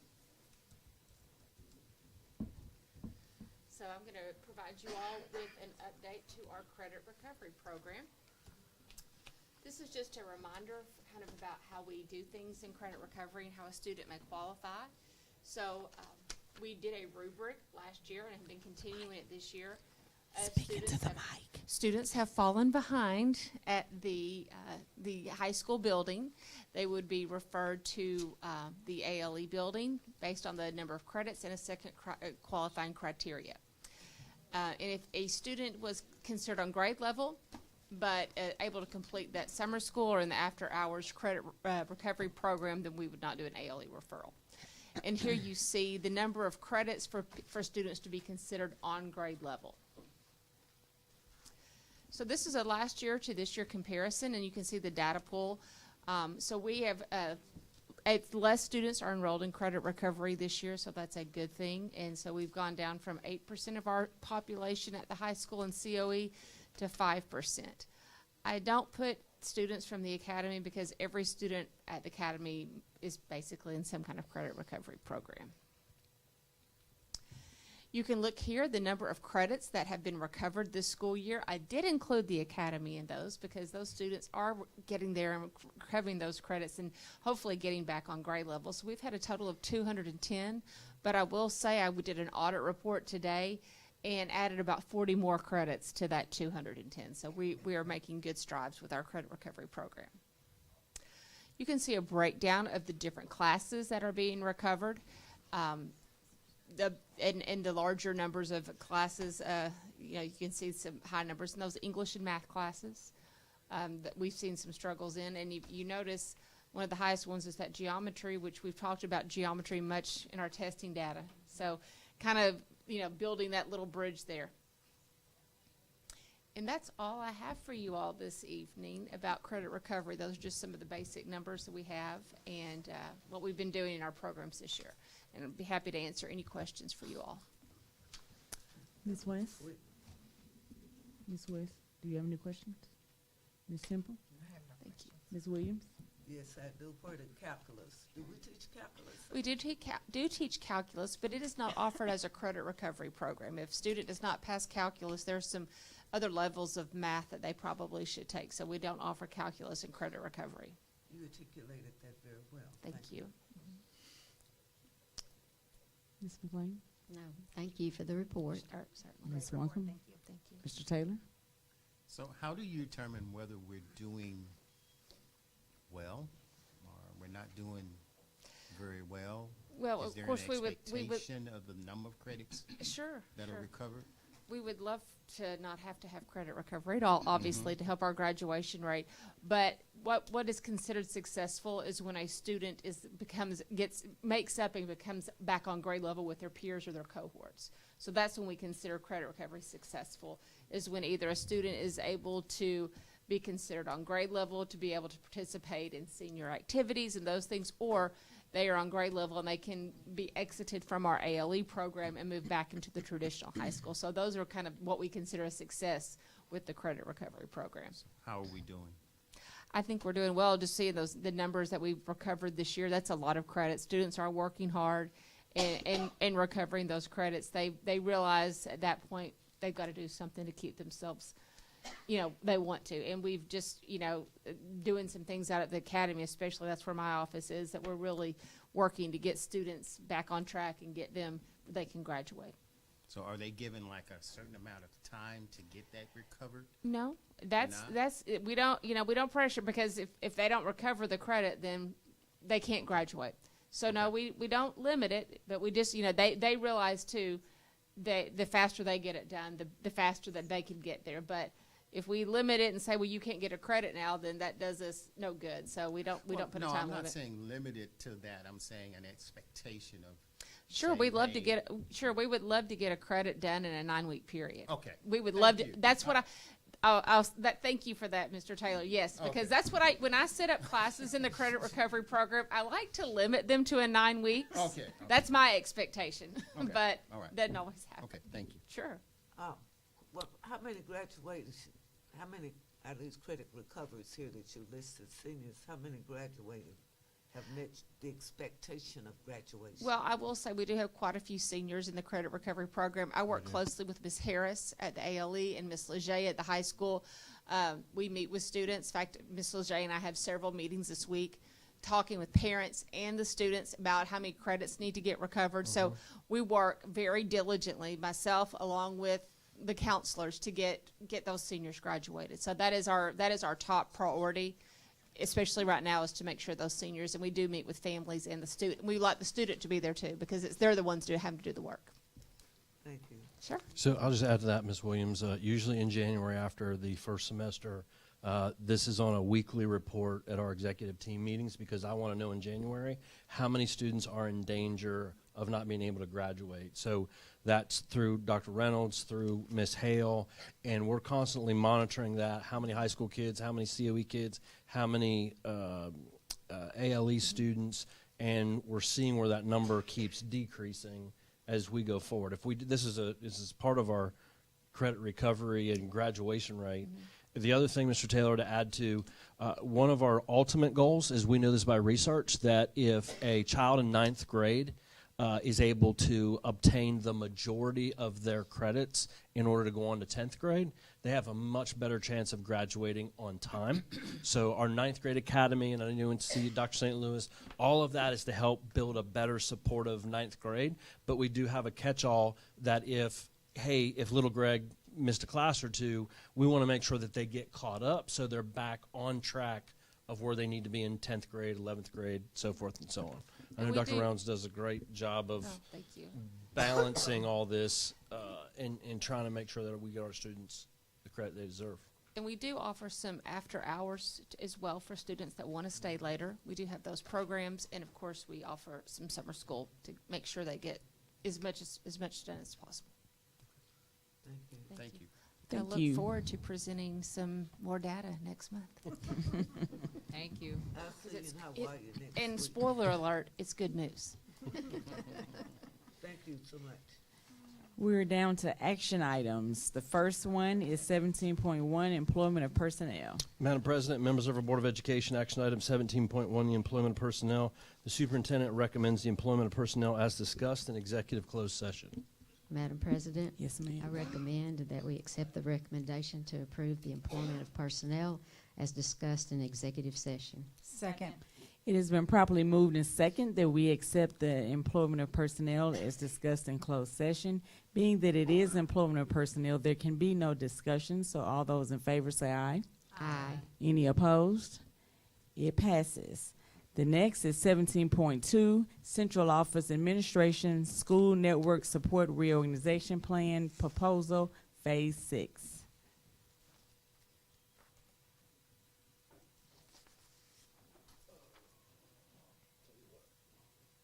Yep, hold that. If you can just go back, just leave that there for one. If we can go back and just leave that to the open documents to start.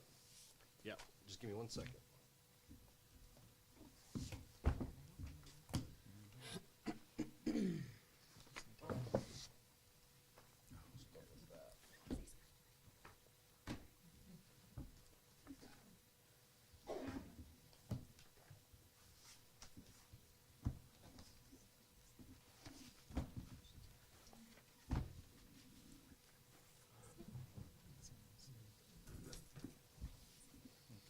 Madam President, members of our Board of Education, for the record, my name is Greg Paluski, the proud superintendent of the North Little Rock School District.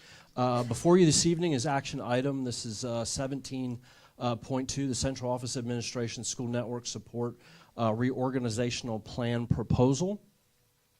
One of the things I would like to start, I got some feedback from LPPC, CPPC, as well as some school board members. So I'd actually like to start backwards to go forwards. So if Ms. Colquitt, if you could click on the last document that is there that says Proposed Overall Savings Plan Summary to Address Funding Loss Update. Perfect. Ooh, do I have the ability to drive? Perfect. So the first thing I want to draw to everyone's attention, because there was some confusion in the original presentation about contract days. So I wanted to start number one and just make sure that we're clarify what we're going to do this evening, or what the action item is. So I'm going to give you a high-level overview, but for the public and everybody else, the only components considered tonight in the action item for tonight will be the central office school network support reorganization plan and reductions in vacant positions or eliminated positions that were presented in open session before, and they're also in the document that you have before you. So what I want to draw your attention to here is kind of the upper section and the lower section. The only thing that we're going to focus on tonight is the upper section, and I'm going to explain that. If you remember the $1.4 million when we had our budget workshop, that was the central office reduction, overall operational cost that was being by the superintendent and the CFO. You did hear some feedback tonight about cell phones. We'll certainly go back and look at that. It was all of us agreed that we did not want to touch any employee benefits. And so you see that in big and bold. And so tonight, the two things that require board action that you will take action on tonight and vote on is the central office network support reorganization plan, a savings of $1.7 million, and then the reductions in the vacant positions and eliminated positions also presented in the plan. That's at $2.2 million. That is then a grand total of a savings of $5.4 million and some change. Everybody with me so far? Okay. Now, if you look at the bottom section, this was information that was requested by the board, and you heard some from LPPC and CPPC about not being in support of contract days.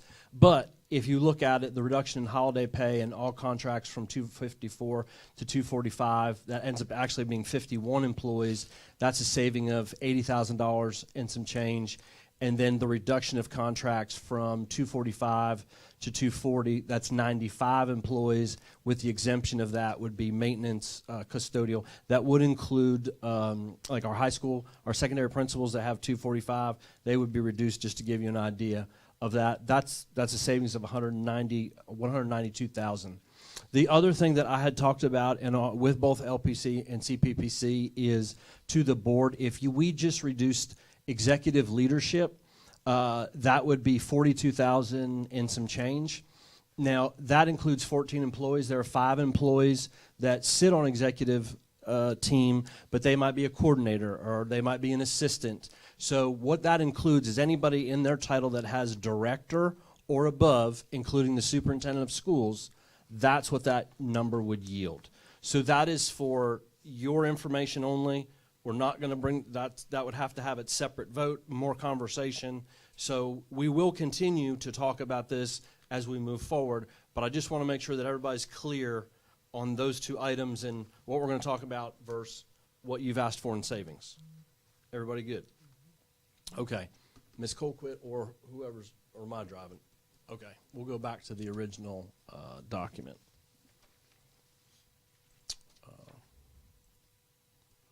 Yep, there you go. Let's see if I got the ability. Oh, I do have the ability to drive.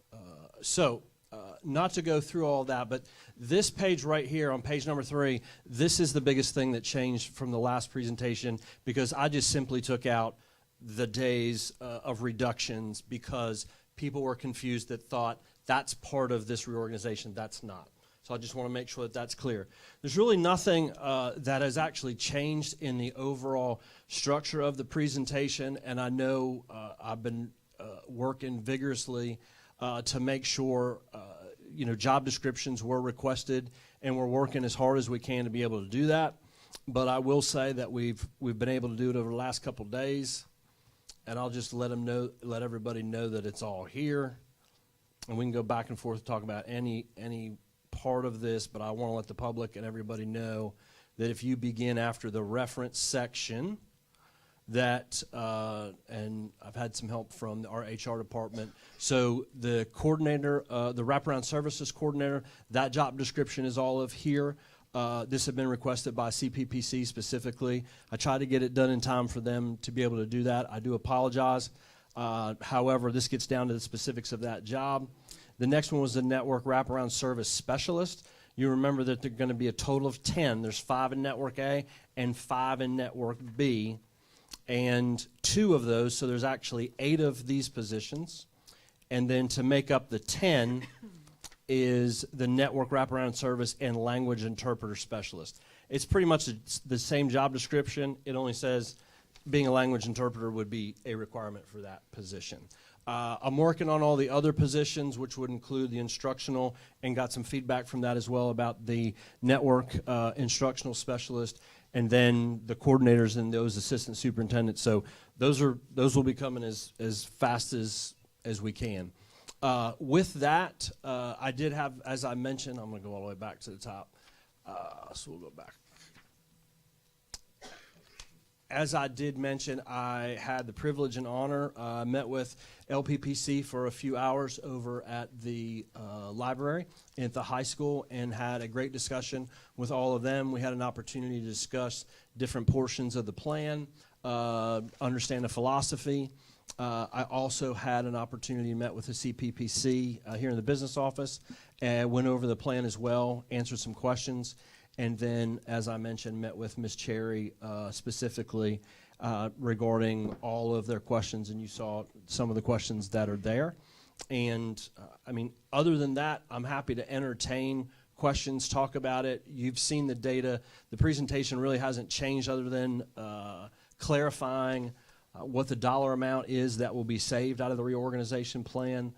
The philosophy around the structure, the data that supports it, the research that supports it, the conceptual model, and why it's a completely different vision.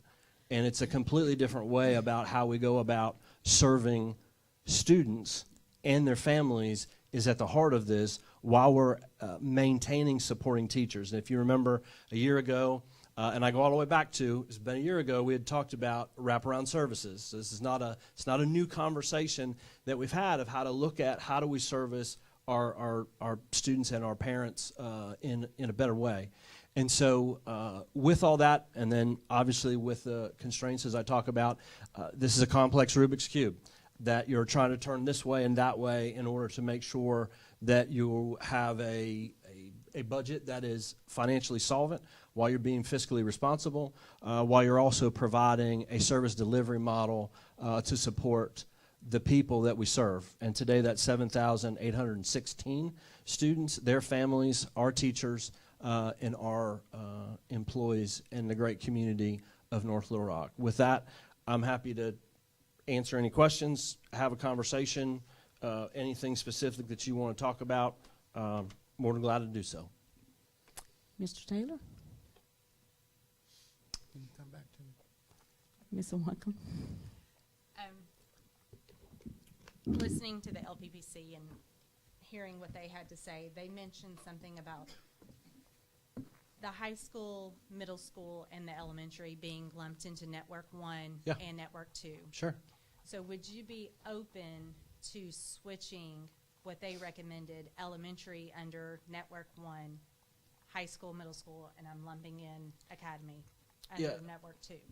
Yeah, so here's my kind of philosophy on that, right? So what we're used to, and it's a common model across the United States, is leveling, right? You've got one person that's going to oversee so many elementary schools, and then one person that's going to oversee so many secondary schools. So one of the things that's our challenge is that, number one, we've got 10 elementary schools. We have 9, one of which is an early childhood center, 4 of which are in state level of school improvement. That's a tall order. When you look at our current data, I do have some concerns that we're not moving the needle fast enough. On the other side of that, if you look at the secondary, although we have 5 schools, we have 4 individuals and 4 principals. So you're looking at the supervisory responsibility of 10 people and the supervisory of only 4 people when there's more schools and more need. It is not uncommon in the United States, around the world, to really be in a pre-K through secondary model of serving schools. I've served in many of those school districts myself as a leader, and you really start to get and understand that whole pre-K through 12 whole concept or to secondary.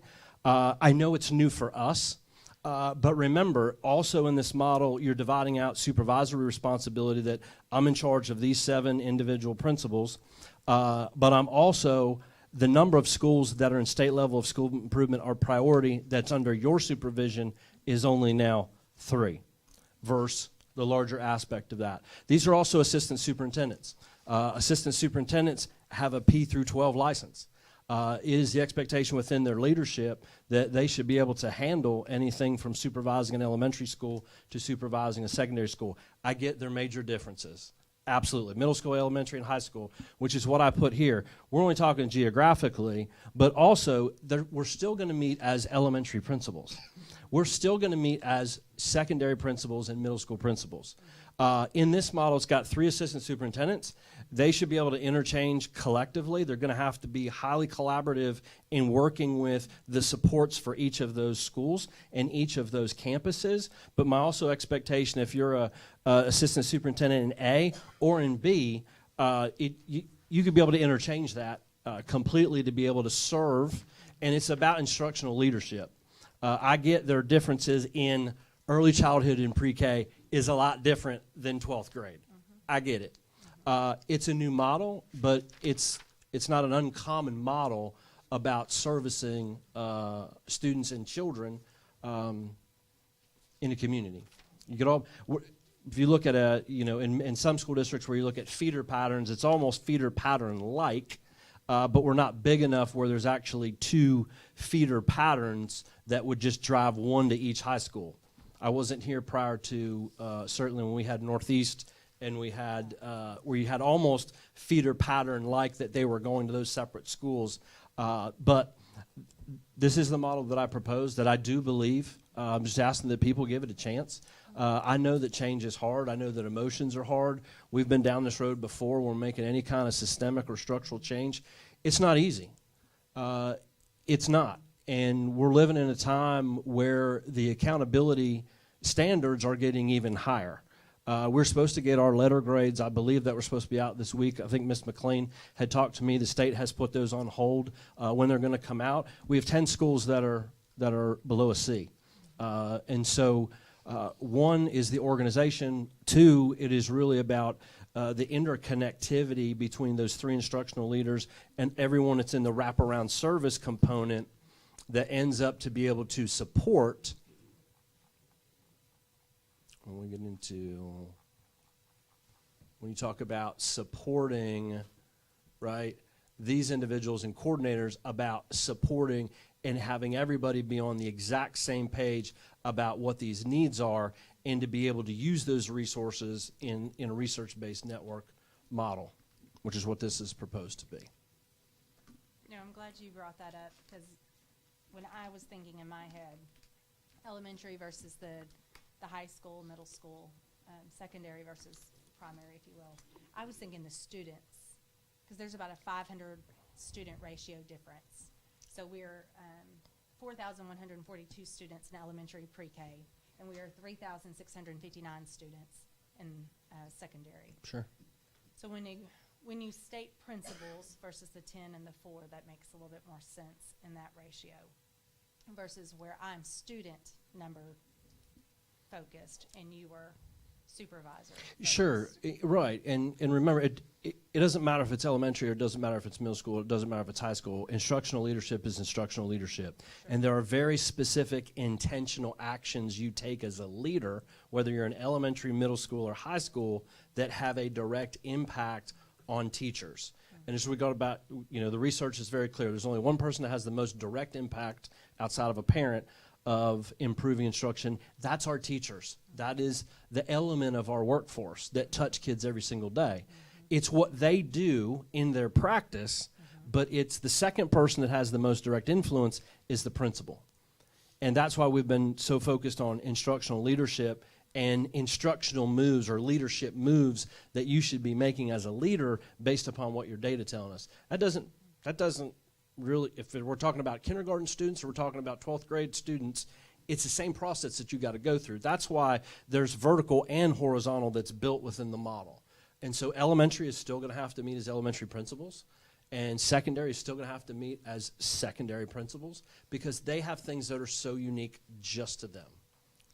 Well, not to throw Valerie under the bus, but Valerie and I were talking about yesterday. We were at the middle school, and they had built an Excel spreadsheet, and we were talking to each other saying that needed to be shared amongst the other principals. Sure. Not just in the primary, or excuse me, the secondary, but even the primary Sure. principals needed that information. So I think no matter what, the key word there is communication. It's going to be collaborative, working together, and communication. And we've seen that failure of breakdown. And that's going to be a tough thing for us to stay on top of and make sure that we are communicating. One correctly. band, one sound. That's where we have to get to. Don't try to take my motto. And if you go back all the way to our curriculum management audit, and I often reference that, and I forget the gentleman's name, but when he talks about when our data looks at the way that it is, now granted, we have a new assessment. We just gave it for the first time. We're now going to give it for the second time next month. It's about the systems and structures that you have to put in place that are going to improve instruction systemically.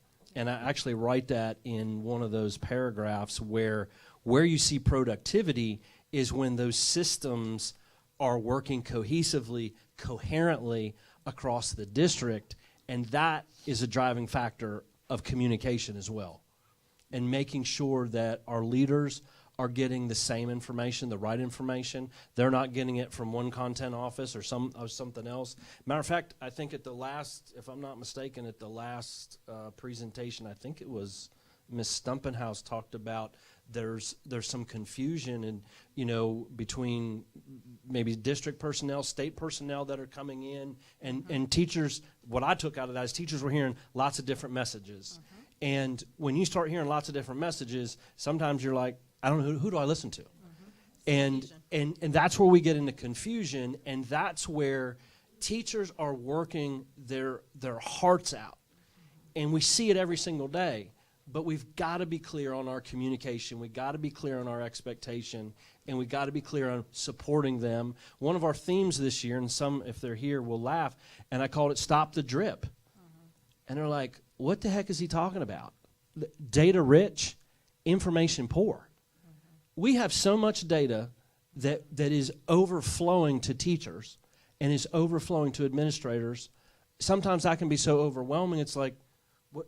And so the whole notion of that is we've got to get narrowly focused and focus on doing a few things well and not try to do 100 million things and 100 million initiatives, because that's what teachers feel. Teachers feel they're drinking from an initiative fire hose.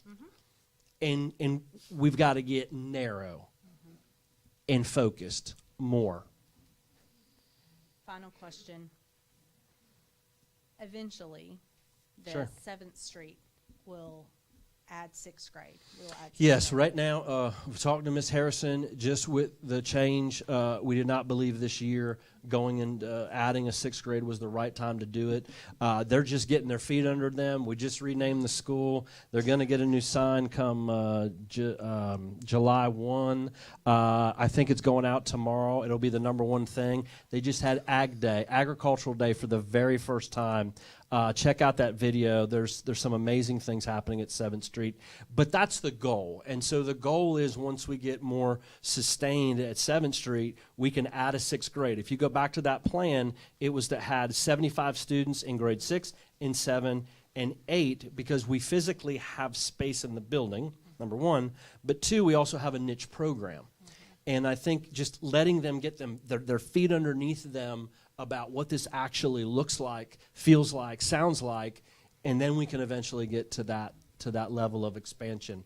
So a lot of our families, as you know, want a smaller environment. Hold on, Dr. P, I can't hear. It's too much back talk. Like, I mean, it's fine talking amongst yourselves, but I just cannot focus on what he's trying to say, listen to questions, and then filter out what's going on. I appreciate it, but I can't focus like that. But I'm trying to really and truly hear what is being said. I appreciate you, though. I'm sorry. Go on. Just coming back to that, so Sure. that's the future model. So hypothetically, say in 3 years, Yeah. that's where we're at. Sure. So I'm just looking at the network. Yeah. Because that would change Glenview a little bit. So does that make an impact on this? Will we need to pivot, or are we okay? That's. When we talk about Glenview, I'm speaking of 7th Street. Oh, 7th Whenever Street. we add 7th 6th, 7th, and 8th, because eventually we will do that. Mhm. Eventually, that's the plan. That's Yeah. the goal. Yeah. So hypothetically, 3 years from now. Yeah. Do we pivot? What do we do? Do we stay the same? Yeah, We'll just- to me, it would still say within Network B, within that model, it's still another school with one principal that would be overseeing that. Right now, I would leave it right exactly where it is, within the model. Okay, thank you. Sure. Ms. McLean? Yes. I think since we talk about our folks hearing something from one person and then another person tells them something else, I like that these wraparound network services people are going to be school-based. They'll have a principal that they will be under her or his supervision, right? Correct. So if we're talking the network instructional specialist, and this is feedback we got last year, we were looking at a little bit of different model, but some of that feedback that we heard, and certainly when I talked to principals like Dr. P, can you just give me the one instructional person? I would love to have a literacy person, a math person, and if I'm really wishing, a science person, because those are 3 tested areas that count towards their grade at each one of our elementary schools. We can't afford that. But at least these individuals will report directly to the principal. They are school-based. We were also lucky enough that our highest populated schools, so you'll notice here, the 7th and 8th grade, we were able to add 2. That would be great to have a math and a reading. At the high school, we were able to add with the high school, North Little Rock High School and the COE, because they have a large population, we're able to add 3 of those network specialists that will report to the principal, and we'll certainly talk to them. I mean, in an ideal world, to me, if my 3 tested areas are ELA, one of them will be them, another one's going to be math, and the other one's going to be science. But we'll work with those principals to be able to do that. On the elementary side, I mean, they somewhat have to be generalist, but the bottom line is literacy is the gateway foundation to every other subject. And so even though the principals are going to have the autonomy to pick their person, whether that person's an expert in math or an expert in reading, I want them to look at their data to be able to make that decision of that individual. But they're also going to be the conduit, because we don't have a science person, that Dr. Harbin, the goal here is that we want to professionally develop these individuals every month. So one band, one sound. So they know instructionally what's happening. And I think that was one of the things that what I heard when I got here from Opportunity Culture, it was, well, who owns it? I don't know they own it. I don't know they own it. And then nobody was meeting with MCLs on a regular basis, so everybody was on the same page, getting the communication, getting the training. So this does allow that. It does allow for that communication link, but more importantly is they report to, these are school-based and report to the principal. Unlike, and I think I did hear this from some feedback from CPPC, they may have not said it tonight. Unfortunately, we don't have enough network wraparound service specialists to give one to every school. I don't think they said it, but I know in the meeting that I had with them, they said, we'd love to have one in every single, and they may have said that, we'd love to have one in every single school. I think Ms. Stumpenhouse may have said that. I agree. I agree when you look at the need that is in our communities, each one of our schools could use one of these. But for right now, this is what we can afford. And I truly believe we have great people that we want to make sure that we retain them, right? And there's some individuals I know specifically that we love to clone them because they're that good at what they do.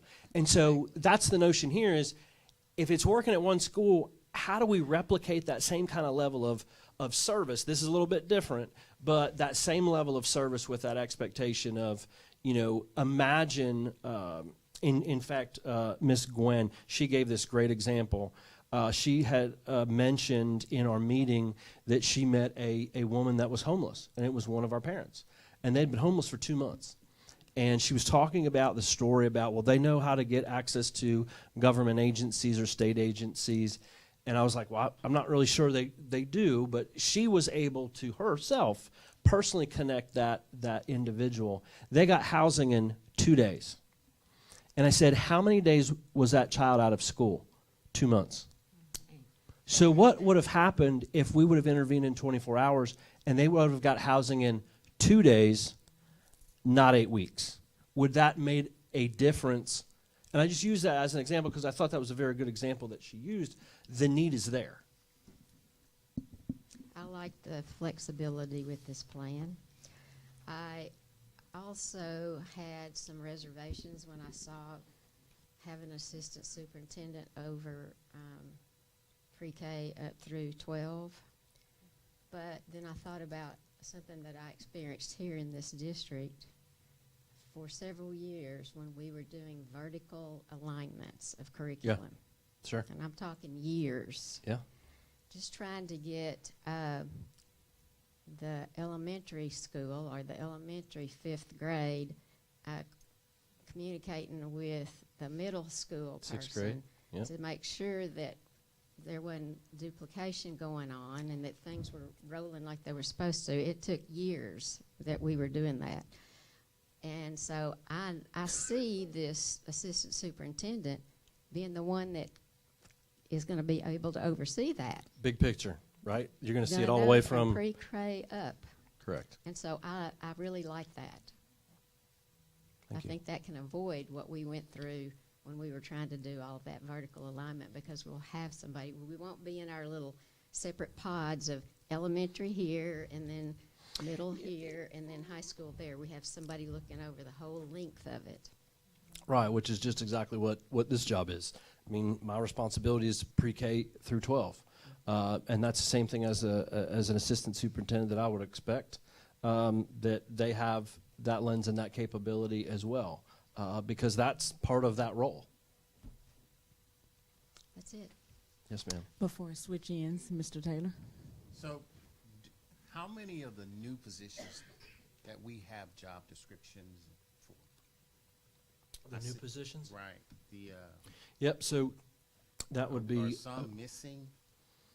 So there are. They haven't quite been developed. I'm trying to write those as fast as I can, Mr. Taylor. But what is done right now is the coordinator of network wraparound services. That's the one I heard the most about. Mm-hmm. That is at the end of that document. Then you have the job description of the network wraparound service specialist, which would what we have right here. That's the second job description in the packet. The third job description is the last one where it says interpreter specialist.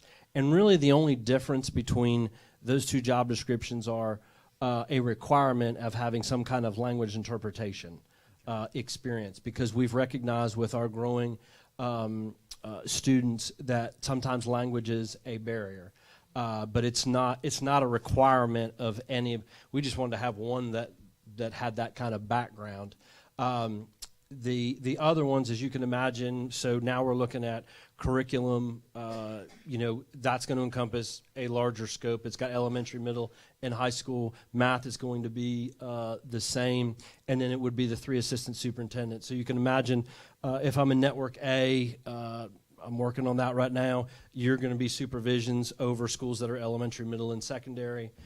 In your primary, as I just talked about, the supervision of principals, coaching principals, working on principal meetings, working on school improvement plans, all those kinds of things. But this is a completely different model. The last one, which is the network wraparound service provider, the network support, and that is in this job description as this assistant superintendent.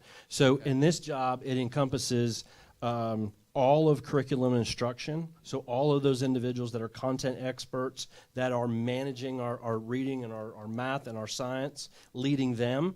It's also leading our student services, and it's also leading our wraparound services component, and then the special ed component as well. So this is kind of consolidating the work and getting it tight, and my expectation is that they would be meeting on a regular basis in understanding what the data is within each network. And we have to tier our schools. We didn't get as far this year as I would have wanted to, but when you have X amount of resources, the first thing that you have to look at is how many schools do we have in the state level of school improvement? We have 4. One that is in 3 are in elementary school, and then the 7th and 8th grade campus. I think they're up there as well. I added North Little Rock Academy as a priority campus. They're not a school, so they're not state level school improvement, but I added them because of our graduation rate.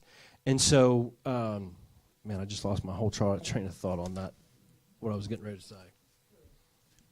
I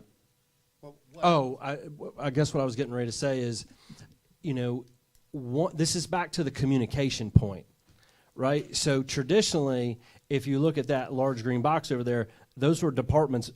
There was a curriculum department, there was a student service department, there was a special education department.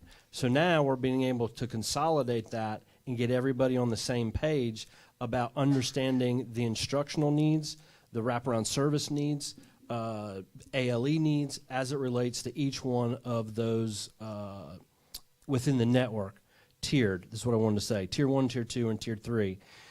We have to come up with a plan of how we're going to move our schools that are in state level of school improvement out of state level of school improvement. Some of our schools have been in state level of school improvement longer than I've been here.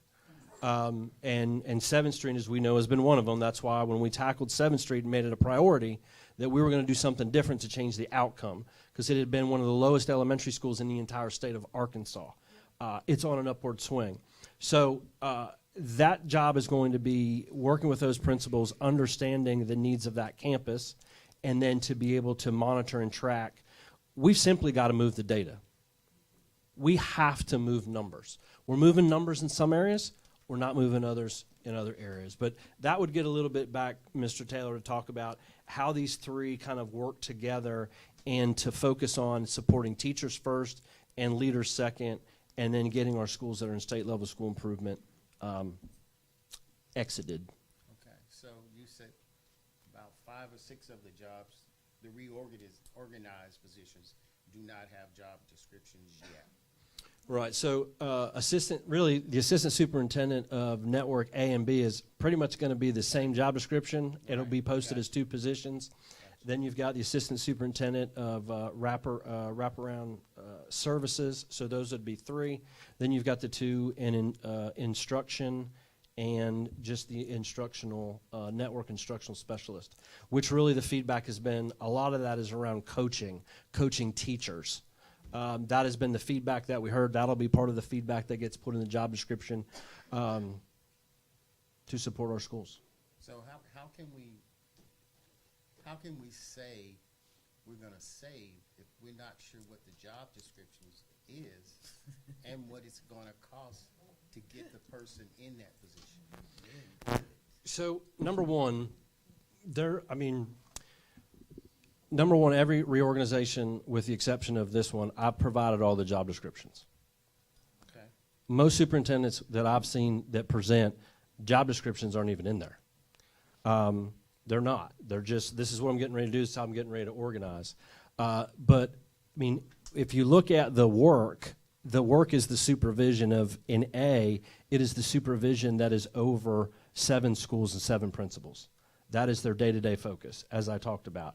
If we talked about cost, we did take the mid-range in every single one of those to determine what the estimated cost would be. We do that on every position that we have. When we advertise it, we don't know if somebody's going to come in above that or come in below that, which is why we put it right in the middle. Right. But like you told me, it's going to be different, though. You're going to ask these guys to do something that we haven't asked the other people to do. So what? The assistant superintendents, they're going to be over K through 12, correct?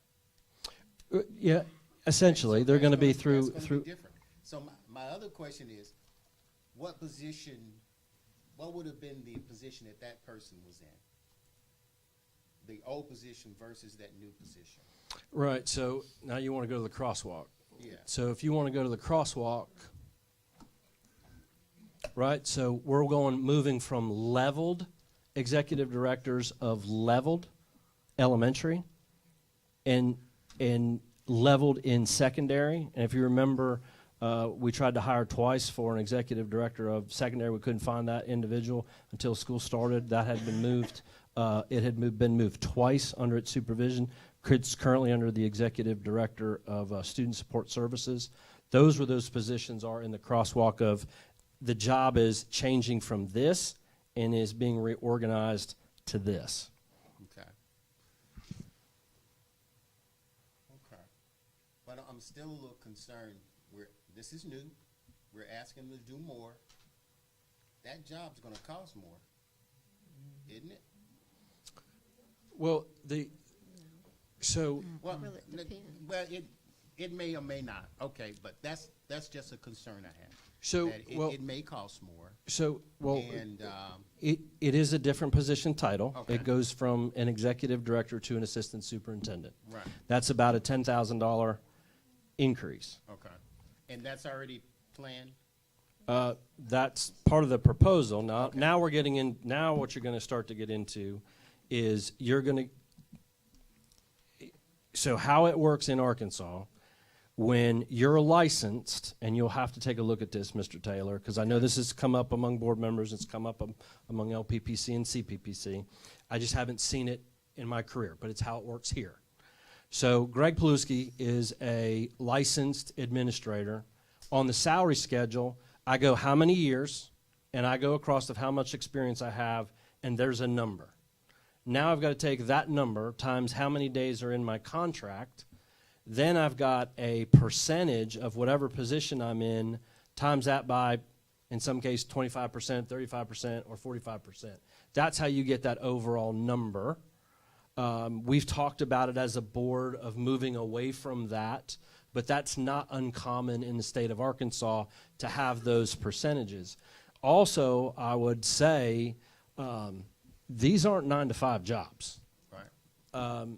This is 24/7, 365 work. It is.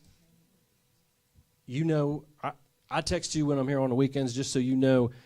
I'll take a phone call at 11 o'clock at night. I mean, that's the same level of expectation, is that there's a lot of responsibility here. And with that responsibility, yes, they're going to get compensated a little bit more. But there's also an expectation. And that expectation, we have to move our schools. And so with that, what this also allows me to do is work directly. Those will be 3 direct reports to myself. And so I will be meeting with those 3 individuals on a regular basis. Because that is my side, one side that the board had looked for in a leader that has a strong background in curriculum instruction, supervision. That's why that is being, I will supervise those 3 individuals. Okay. Run out of water. Ms. Williams? Yes, good evening, Dr. Paluski. Questions and Good evening. concerns that I have. Oh, I'm sorry. Questions and concerns that I have for this evening. Number one, I feel that we need a job description for all these new positions before we approve it. Number one, how can you hire somebody? We don't even have a schedule up to look at to know how. And then if you go back to page 28, where you were going to hire the 3 assistant superintendents, you told us the salary would start off at $135,000. If that's the starting salary, there are no benefits yet been put on top of that. And then, too, if you got an assistant superintendent, I'm trying to figure out in the history of the North Rock School District where you would say you're joining this, you have a person secondary and elementary. I don't know where you would find, so seldom you'd find a person who's certified K through 12. And I hear you saying, well, you know, that's a decision that the superintendent can, well and good, Dr. P. But what I am saying, I'm looking at the total education of the child. You putting double work under these that assistant superintendent got to deal with the secondary, the elementary. Remember, we're talking about principals. And as far as the long as I could see, the reason we always had these two positions is because it's not easy to do that and to deal with principals. It's not easy to have that day-to-day walkthrough. To me, I see you overbearing. One person is carrying the load of two people's jobs, and to me, that's not fair. The other thing is the table on number 30, the vacancy of eliminating positions, night custodians for 6 positions, night custodians, $207,000.11, and one nurse at $63,000. How can we eliminate? We already short of a nurse. How can we sit up and eliminate a nurse? We would be. It is my understanding. Well, I know for a fact there's not a nurse at pre-K because when the LPPC took the evaluation, they said there was not a nurse in that department. There's a nurse that's split. This is a rush job. This conversation should have started the first semester. But lastly, I have to say, no, it's not last. I have had staff to ask for the teacher administration salary schedule. You telling me we're going to hire these folk and eliminating folk, and I've been asking for 2 years for a schedule, and today is March 20th, and it's the day before spring break, and I've yet, as a board member, I think that's not right, because that's insubordination. And then due to the concerns over the volume of work, responsibility that you are asking people to do, and the compliance issue that would be assigned to the coordinator of school network wraparound. I don't know what wraparound is, but I did read it and I got an understanding. A recommendation made to not eliminate the coordinator of school health position. Parents called me from 2 schools, Indian Hills and Lakewood. They're concerned about the well-being, having a health school coordinator in the district.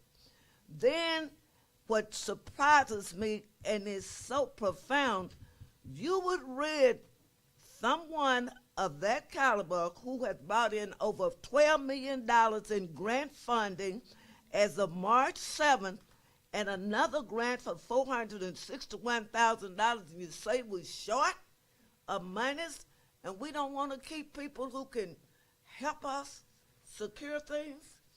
And then with that thought in mind, I just felt like, and I'm being honest, we got so much going on here, too much. We need to slow down. And slow down is, we got 2 major things on us right now, this and the other that.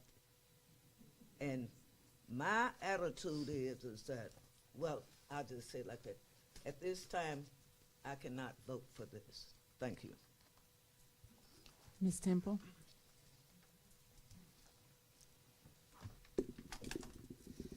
Okay, I just want to circle back because I thought you had told us that the prices you'd put up there were the median prices of what you expected to pay for that job. Is that not correct, what was on the schedule? It was just the median price? We take the, I don't know if Mr. Smith is here, but or Mr. Brown, when we take the, do believe that we take the average. So just like you're going to see on a job description where, let me even go here. You see there's a range. So this is a wraparound service coordinator. There's a range. So when you look at the range, we don't know if somebody's coming in at the highest level or we don't know if somebody's coming in at the lowest level. So when we project somewhere in the middle, and this is where we get into salary lapse, when you have somebody that's getting paid this and they leave and you bring somebody in and they make less. But for us to get a ballpark about where we are, we take the mid-range. Is that, Mr. Smith? That's correct. Okay, all right. Then the next thing, when we're talking about possibly overloading somebody, it's my understanding, and I could be wrong, But if you have a superintendent's license, you're licensed to be able to do all of that, are you not? Like, you should be able to be elementary, high school, That's exactly pre-K. right. That's exactly right.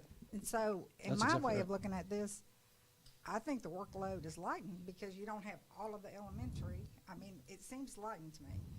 It doesn't seem like it's over. That's exactly right. So you go from, right, so you've got an equal balanced number of adult leaders that you're leading versus I've got 10 that, and if I look at 10 elementary schools and 4 of them are in state level of school improvement, and there's a lot of need in our district.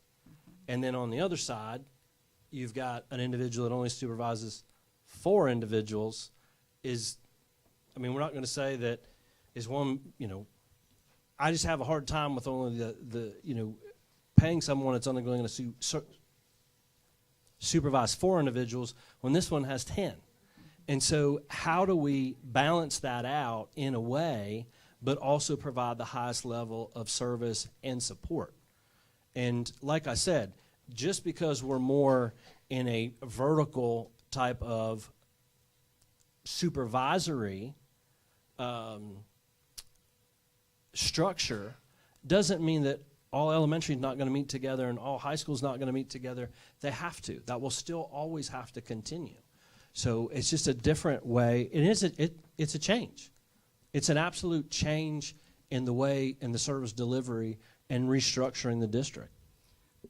And we also know that we heard repeatedly over the last few years that the communication throughout the district was not working. The left hand was not talking to the right hand, and outsiders were coming in. And this right here, you have 3 people now to coordinate with and get all that flowing through. So that, to me, it looks like it's going to be a better communication on top of a more level work. Okay. Ms. West?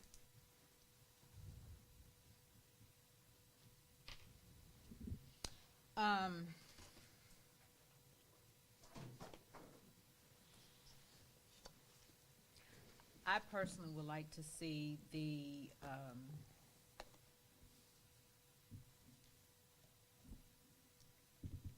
range for the positions, and I know that you're still in the process of writing those. And You'd have a general, if I'm not mistaken. no, I'm talking about too, as far as just whatever, like the ones that you're anticipating reorganizing. Okay. I would like to factor in the salary schedule. I would like to factor in, I've received, and I can forward those on to you tonight, emails from parents at Crestwood, Indian Hills, Amboy, and Lakewood, concerned about certain positions.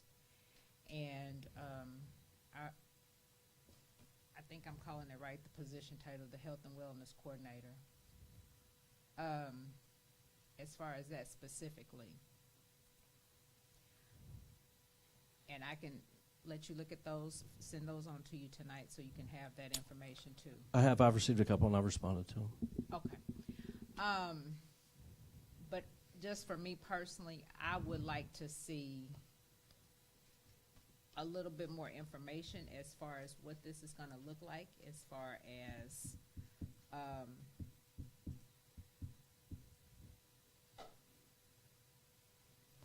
the job descriptions factored into this also. I'm not saying it's not a bad, it's not a, I'm not saying it's not a good thing as far as the reorganization Sure. plan. I think that it, I'm not opposed to reorganizing, so let's not get that in the atmosphere either. But what I do want to make sure too is when we make certain moves, we make them right. And that's just from me on my end, my perspective. Appreciate it. So that's all I have to say on that. Yeah, no, thank you. I appreciate that. You also know that, in writing these, this isn't a copy paste. And I've come before you several times writing these personally myself for the simple fact of this. You have to be intentional of the work.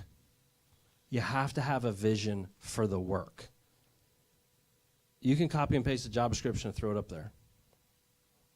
I'm not going to do that. I'm going to be intentional. I'm going to read every single one of these because you have to be intentional about the work that you're asking the individuals to do and then hold them accountable to be able to do that and get better at servicing our kids. I agree, and I love that, and I want to make sure that it's all brought back to our children, because I think all of us here are here for the children, because I mean we want to see better. Sure. We want to see them grow. We want to Sure. see them have more. We want to have them want them to have accessibility. And my Absolutely. God, we have to bring certain schools up a whole lot. Some have more work than others. I mean, Sure. and that's neither here nor there. Yes, ma'am. However, you know, and you already know, I'm like real passionate as far as bringing resources to families, students, and whomever else. I love that. I mean, that's where I get that's my happy place, and I Sure. love to try to figure out what the have-nots, you know, to bring them up to the haves. So Sure. that's where I thrive and I'm happy. However, I feel like it's still some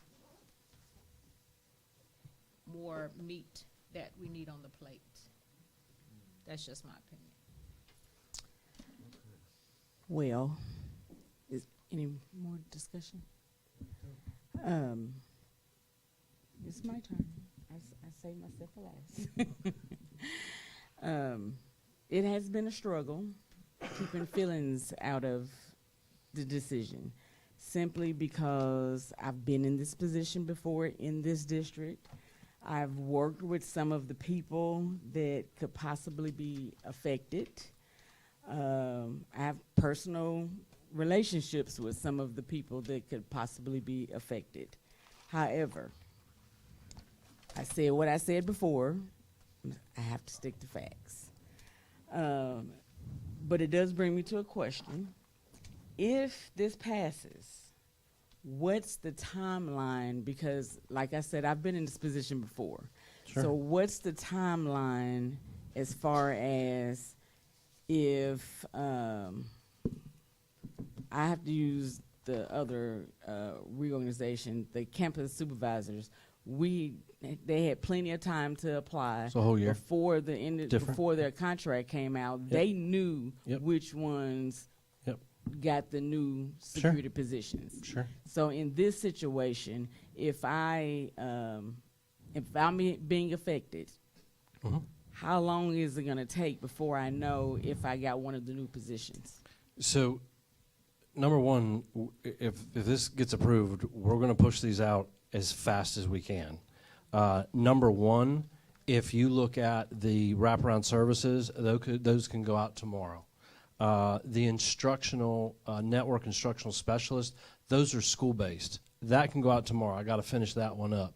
But those positions, especially the ones, the instructional specialists, principals can start interviewing after spring break. People can apply over spring break. The goal is to get all of these out ASAP, because that is the other side, and that's the side that I have as well, is if their position is available, I want to be able to apply for it as soon as I can so a decision can be made. And so I will move mountains in order to make all that happen. Does that include the job descriptions? Yes. Okay. Yes, absolutely. All those job descriptions would be, I mean, I'd love to get them all out by tomorrow, but, you know, definitely by early next week, if not Saturday or Sunday. I mean, I'll work through the weekend on it. And it does have to go through a review process with Mr. Smith and his staff to make sure that those are appropriate. Is there a motion? I have a question. Real Sure. quick. Is there any way that we can take what we have as far as in our face, take that component of it and go with that, like as far as an immediate component? or to vote on something immediate for a portion of it? I'm confused. Yeah. It's nothing to be confused on. If what we have as far as the job descriptions, can we take that piece out? So the only thing, the request is to vote on the entire reorganization plan and the reduction in the vacant positions that you have posted before you that's also on the yellow sheet. That is what is before you as an action item. Right. I got that part. I'm confused as well as what you're Well, asking. what I was trying to figure out, like, okay, so for example, we have before us I'm trying to figure out which way I'm going. The wraparound services, so. Yeah, and So you say approve that. yeah, and then what is the title of it? The Network Wraparound Service Coordinator, and then what's the next one is what's the name of it? Network Wraparound, so the specialists. Mm-hmm. Can we take that component of it and So at least, and I'd have to look back at school law, but we're really getting into day-to-day operations. When you get into job descriptions and functions, that is day-to-day. what are you referring to? What are you talking about? So what I'm referring to is the writing of any job descriptions. No, I'm not asking to write it. That's not even what I'm asking. Okay. That's not what I'm asking. What I'm asking is this. We have before us the specialist and the coordinator positions, and we have those job descriptions before us. What I'm saying is, can we take that component out of it and agree or vote on that portion of it, since we have that information, and still gain what we got as far as the other information, wait on Jacob to get salary schedules, and then wait on some other information, and then the other PPC component of it to get that information, so we can sit there and have maybe dialogue about that component. Is that like an option or no? Well, I was under the impression that when we vote on this, it's a whole package still. Right. Correct. It is, right, that's what I got Correct. that part. But I was asking, is there a way to take maybe this component out of it for right now? I think that would cause confusion, and here's why I say that. Okay. Because again, if you'll remember back to our Saturday meeting, because this is reorganization plan 6, stage 6, step 6. Six. Number 6, whatever 6. Yep. But I would call this 6A, because we still have, if you'll go back to the blue versus the yellow on his money sheet, if you will. Oh, the one where it talks about the With contract the following- days. With the following year. Right. And not to throw Mr. Henry under the bus, but Mr. Henry brought those on Saturday for suggestions, because we're all trying to find money, and he played his part. So I would assume that would be 6B on what's still to come. And it may be next school year. Oh, you're talking about a future reorganization, if you will. Well, it's going to be future something, because we're cutting contracts and looking at saving days and come back, this is what I We're prefer shutting it looking down. to reduce more of the budget so that we can give employees Yes. a raise. Yes. Right, these are so this is what, again, what you have before you. These are other items that you will have to continue to have a discussion on. We also remember at our workshop, we talked about if we move the high school schedule to the planning periods, how much that would net. We still have all that work to do. And we can continue to still have that conversation. Under this proposal, we know we're fiscally solvent for the FY26 school year, so we can move on. And as I said,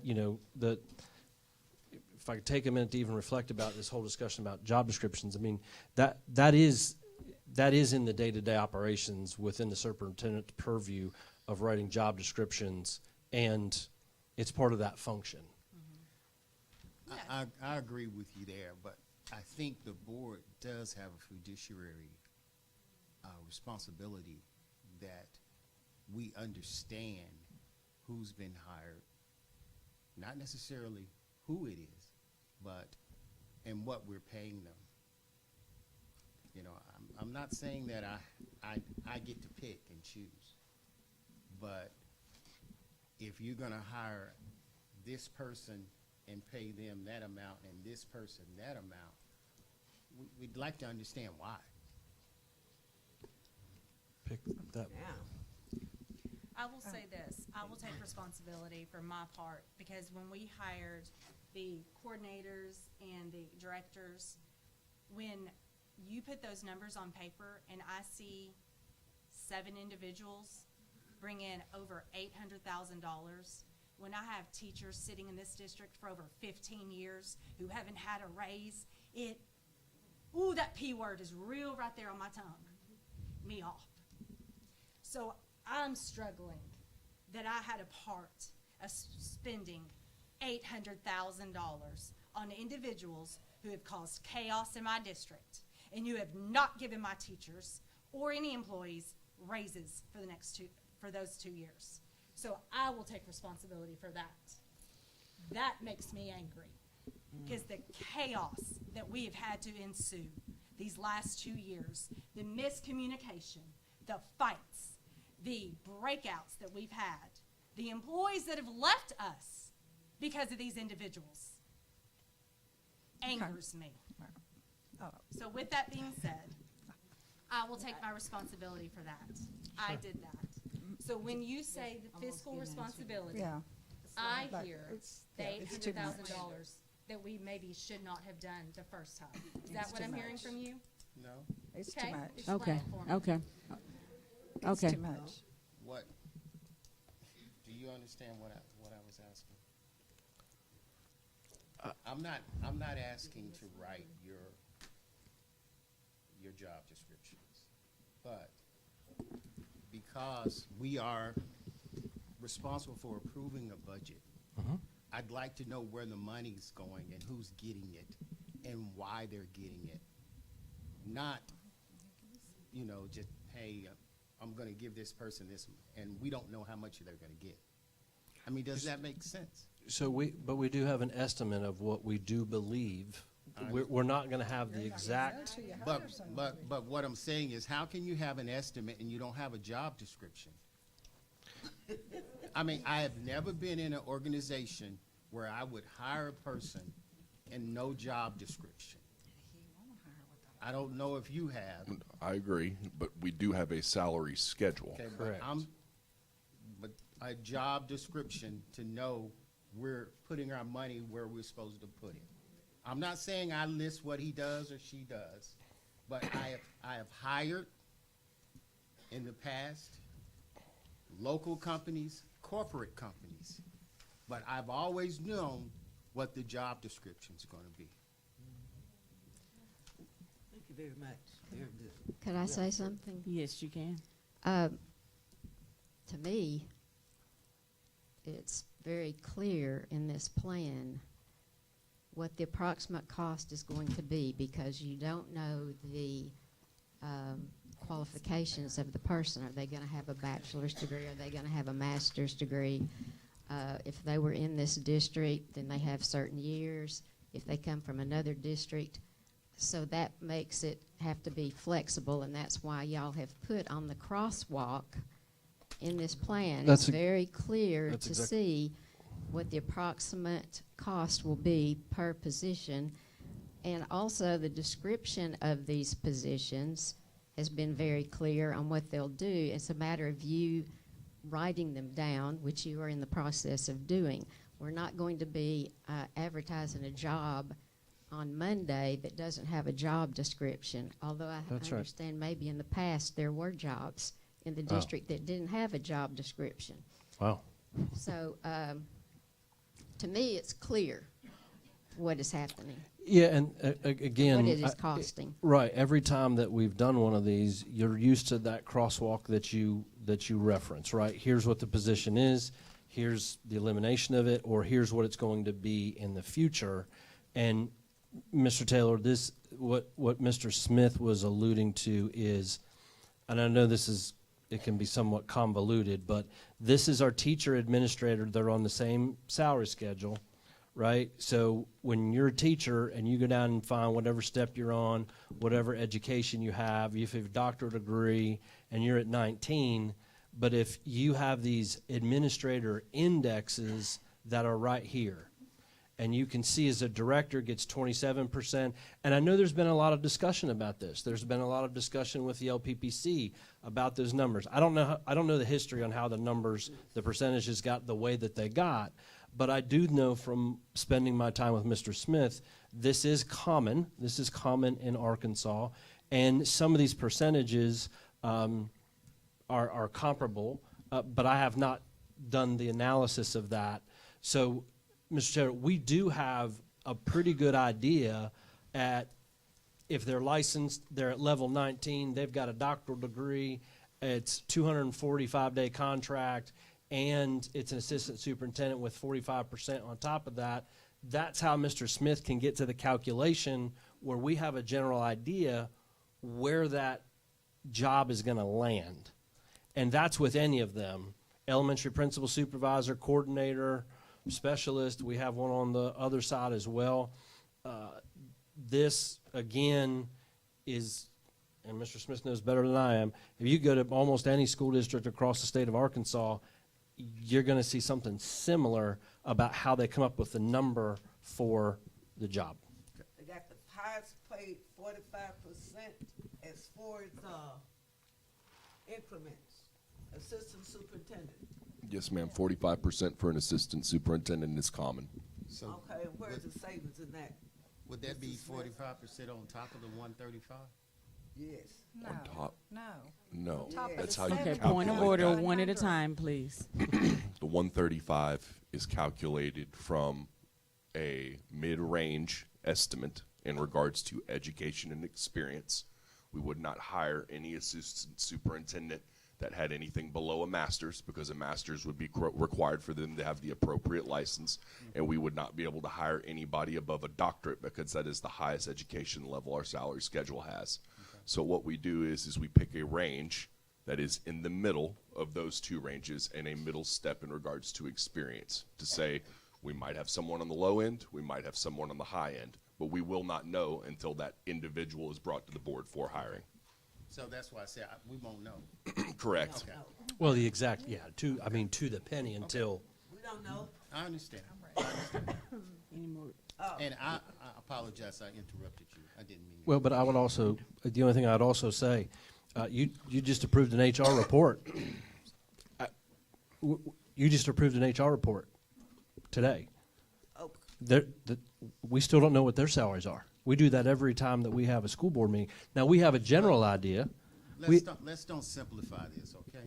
This is not just what you're doing right now is not just a monthly thing. You're changing a lot. And you're right, you have some authority in doing that, but let's don't simplify that like that. Well, but my point is, because what the question you asked is, how do you know what the person's going to make? No, yes, that's part of my question. However, let me give you the whole thing. I don't know what the job description is. I don't know what they're going to end up being paid. And I'm not quite sure. And I understand that there's a crosswalk. I understand, okay, who's going to go where. And I'm just not comfortable with doing that without not having that information. So I'm not saying it's right or wrong. I'm just saying as part of my responsibility, that's a question that I have. Understood. Thank you, Mr. Taylor. Any more discussion before we take? Oh, I just wanted to say, Dr. Paluska, we're getting rid of a dyslexia person. And when I got some of these things, reading that all the schools, what they had to say, they say that dyslexia is on the rise. But anyway, that's a very good sound because I don't know. But if it came from, I'm sure the surveys that was taken in the schools, and all they said it's on the rise. So I don't know if this was from a person dyslexia or what it was. But sure, I do want to let people know I'm from special needs, dyslexia, any handicapping thing that your child may have, Dorothy Stevenson Williams, I am full support of your child being taken care of. And I want you, my stakeholders, to know, please understand, and whatever decision is made tonight, remember, it takes 7 people to vote. I'm just one vote. So we're not gonna fall out with each other. Every board member has a right to vote the way they want to, okay? Yes. Well said, Ms. Williams. Well said. Thank you. Madam President, Yes, ma'am.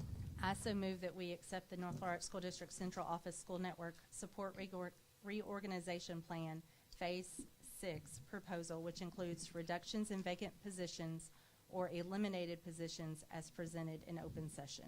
Roll call. Second.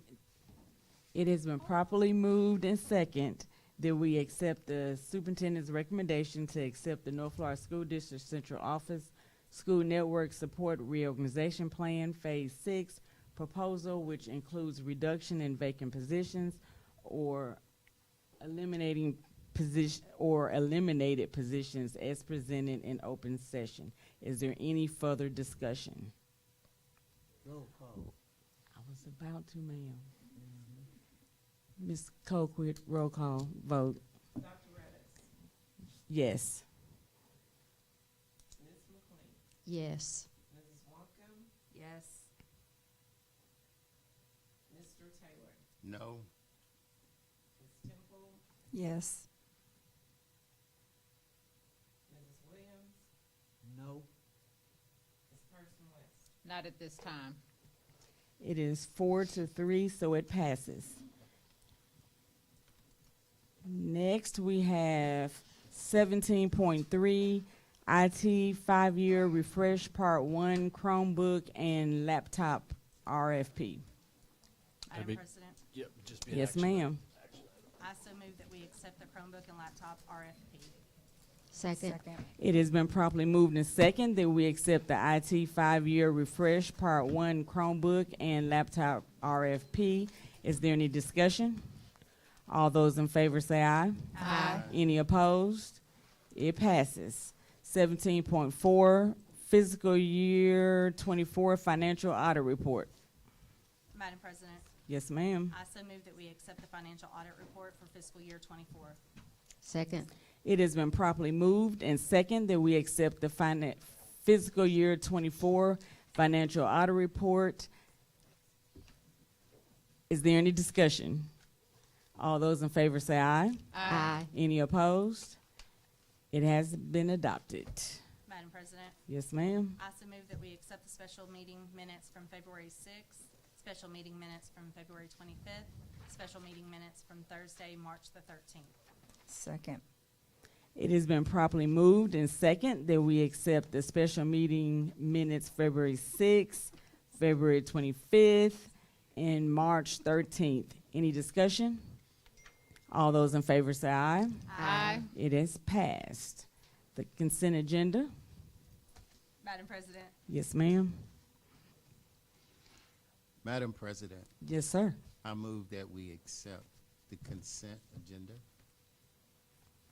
You have to read it all. Oh, Okay. 18.1, bank reconciliation. 18.2, net legal balance worksheet.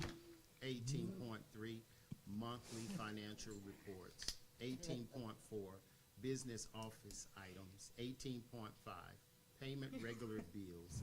18.6, facilities use requests, none. Well, never mind. 18.7, approval of the consent agenda. second. It has been properly moved and second that we approve the consent agenda, which consists of 18.1, 18.2, 18.3, 18.4, 18.5, and 18.6. Any discussion? All those in favor say aye. Aye. Well, it says approval of consent agenda. You can tell I'm getting sleepy. All those in favor say aye. Aye. Any opposed? It has been approved. Any acknowledgements? I just have one. I already sent out my email to all the staff. I want to wish you a safe relaxing spring break, well deserved. Enjoy yourselves. I'm retired, so I'm always on spring break. I would like to thank all the staff members who have worked for us in this district, that when you fall down, remember you can always get up and stay prayed up, is my concept, and have whatever your life is, God will keep you and keep you in his care. Thank you. Madam President? Yes, ma'am. I so move that we adjourn. I didn't get my acknowledgement. She didn't get her acknowledgement. I just want to reiterate what Ms. Williams said. I think that it's important as a board, we do acknowledge whoever was affected. That's okay, Ms. Cherry, just be careful, getting out the door. Want to acknowledge anybody that was affected by this, and wish you the best in your future endeavors. And if you choose to reapply, fine, I understand. And if you don't, then I understand that too. But thank you all for your hard work. And I would be remiss if I didn't say this. I wouldn't say that it was, on my part, I wouldn't say that it was just all chaos. I would say that we, through this last year, Natalie Wonka, last few years, we have experienced some good times. We've experienced some bad times together. We have experienced challenging times. But I will say, all in all, we have learned from a lot of stuff. And we've learned, as a collective group, I hope and I feel, that what we should do, what we should not do, and how we can grow from every step that we make. Hopefully we make those steps better the next time. Amen. Amen. I'd like to thank the staff, teachers, classified, and I'd like for everyone to say a prayer for everyone, all our students, all our workers, administrators, because it's his will. That's what will happen. So I thank you. Madam President, I do want to thank our school board for our discussion, and I think it's an example of how we can agree and disagree, and I am empathetic and sympathetic to all of our employees that are impacted. This is not personal. Change is hard. Change is extremely difficult, but that doesn't mean that I personally don't have empathy.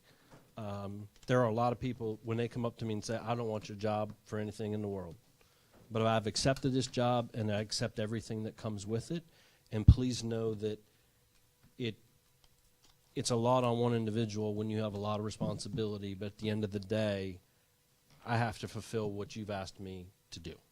And I hope everybody has a great spring break and a wonderful time of just relaxing and enjoy some time with friends and family. Ditto everything. Now I'm through with, we all through with our acknowledgements, right? We're done.